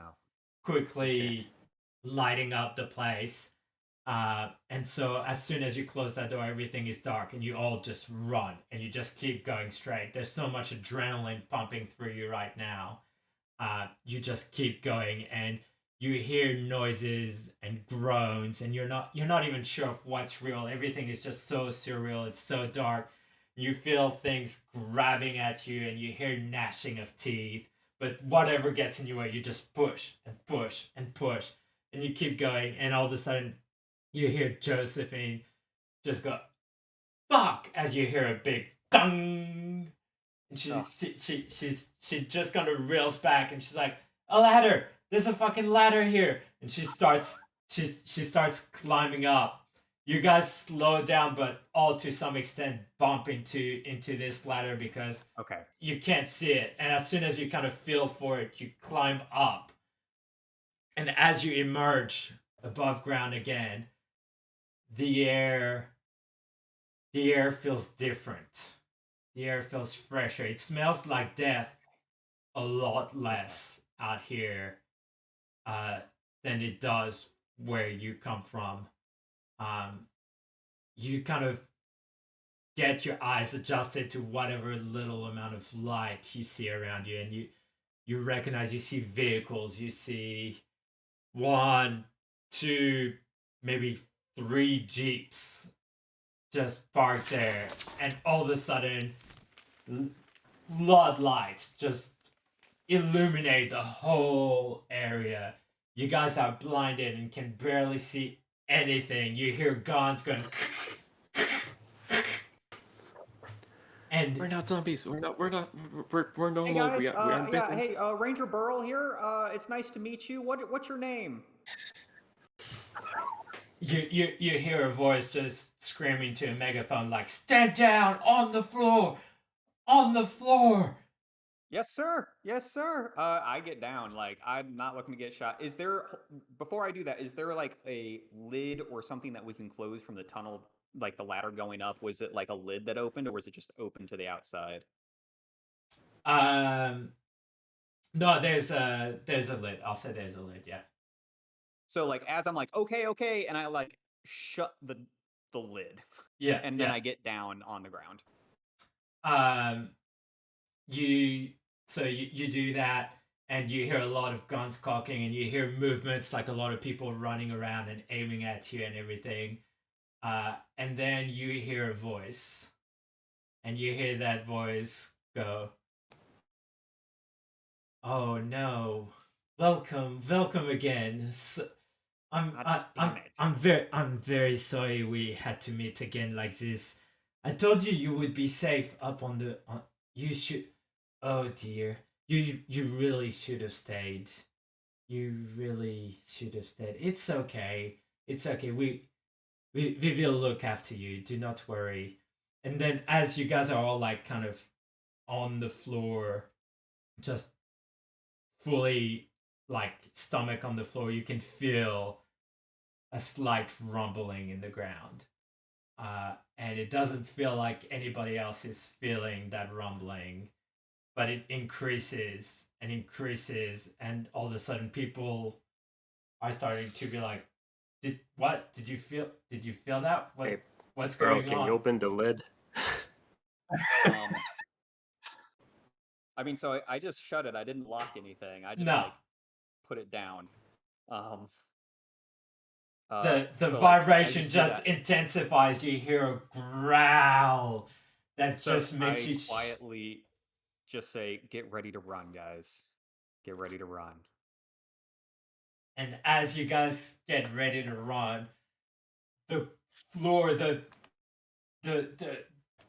hatch from which you emerge kind of flies up. The ground almost tears. You can feel the ground move. You hear this roar again, and no one here can probably recognize, but you guys recognize the words again. "Kill me." You guys push up to get up and start running. Yeah, I'm just And like we away will, from the gun shot, like from the, not towards the people with the guns. Probably, yeah. as you guys push up to get up and start running, everything goes dark. And the game ends. Perfect. Oh, God, this was great. My God. this was fantastic. So again, Oh, I ask, was the zombie apocalypse an inside job? Or was it the government that done did it? Was it knows? truly a group of terrorists just looking to create chaos? Well, no one said it couldn't be both. So I guess we'll never know for sure. Dang. Congratulations. good job, guys. Good job, everyone. Holy cow. And this, ladies and gentlemen, was our game of Breathless. Woo. Very Thank good. you so much for coming in. Thank you so much for everything. This was really fun. Thank you, RP, for this really cool game. I've You made a cool game, RP. You did. You did. This is At great. least one. At least one. At least one. Well, And- thank you for being an amazing GM of that game. Like, I think that at that point, you know the game better than I do. We've seen it on camera. I've been like, so people saw me not knowing my own rules, so it's perfect. But you we will you always were amazing. remember. The day you get your award, I will be sure to make a speech and like bring back this little clip. Right. But But yeah, you were fantastic. Everyone, you were all great, fantastic characters and great Graham, role players. you were the light of my life. That Yes. whole performance. You deserve a best actor award. Thank you. Thank That you. was wonderful. I mean, like I said, Tate is an Australian national treasure. It's true. I can see that now. I don't know. I wouldn't go that far. It's just Graham. You know, Graham's in all of us, and we've just got to. It's true. Just got to find the Graham that is in all of us. Oh, and the That's so consequence good. that I didn't mention that Ted suffered along the way, despite the adrenaline. I'm sorry, you were bitten on the way. Oh, sorry. We guys. could have just got fade to black. We're gonna leave that for It's like almost Round it, two. it fades to black. The credits roll, and for anyone that stuck around till the after credit, there's a quick flash of Ted running around and kind of grabbing around at his chest and realizing there's teeth mark there, and then it fades to black for real. Oh man. Yes, thank you. Look, I'm aware of time, so I would really like to do another pass at everyone. If you could please introduce yourself again, say who you are, who you were today, what it is that you do, and where people can check you out. And I will be throwing some links in chat as well. Let's do Tate again. Once again, my name is Tate from Perth in Western Australia. You can find me on Instagram. Tate is alive. You can find me easy. on Twitch, Tatealicious _ that's me. This was just such an awesome game. I was so happy to play Graham. It was just like so fun. It just builds so much like character and quick narrative that you just like almost don't even have time to think about what's going to happen next. It's super fun, super fast paced. RP, this is awesome. Thank you so much, and thanks Mel for having me on here. This is Absolutely. great. Looking forward to having you back. Thank you. Let's keep going, Andy. Yeah, so Andy, I'm with Pandian Games. You can find us at pandiangames.com or pandian.itch.io if you prefer itch.io to purchase all your goods. We do have some physical prints out of our games, so feel free to go check those out. I played Burl. Burl just couldn't catch a break today. The park ranger, all he wanted to do was save one person. He couldn't even save his friend Ted in the end. And so he was pretty broken up the whole time. But I do want to say what I think is really cool about Breathless is part of the layout. So you have your character sheet right here, and you have the whole game is built right here. So it acts as a really cool character reference. You just do a double-sided print. You fold it in half, you have your character sheet, and you literally have the entire game's rules to reference during play. I mean, multiple times I'm like, oh, what's a loot check? It's right here. I just opened the page up. It's great design. You did a fantastic job. This played really well, really slick. And as soon as I got into playing it, the dice degradation system, worked perfectly. Yeah. It did really, really well. So good job. Nice. Well, finally, let's hear from the man himself, RP. My heart is full right now, like you have no idea. So I'm René Pierre. You can call me RP. I'm a TTRPG designer. You can find me at FariRPGs.com. I have made Breathless. Sorry, I'm really I'm out of breath, literally.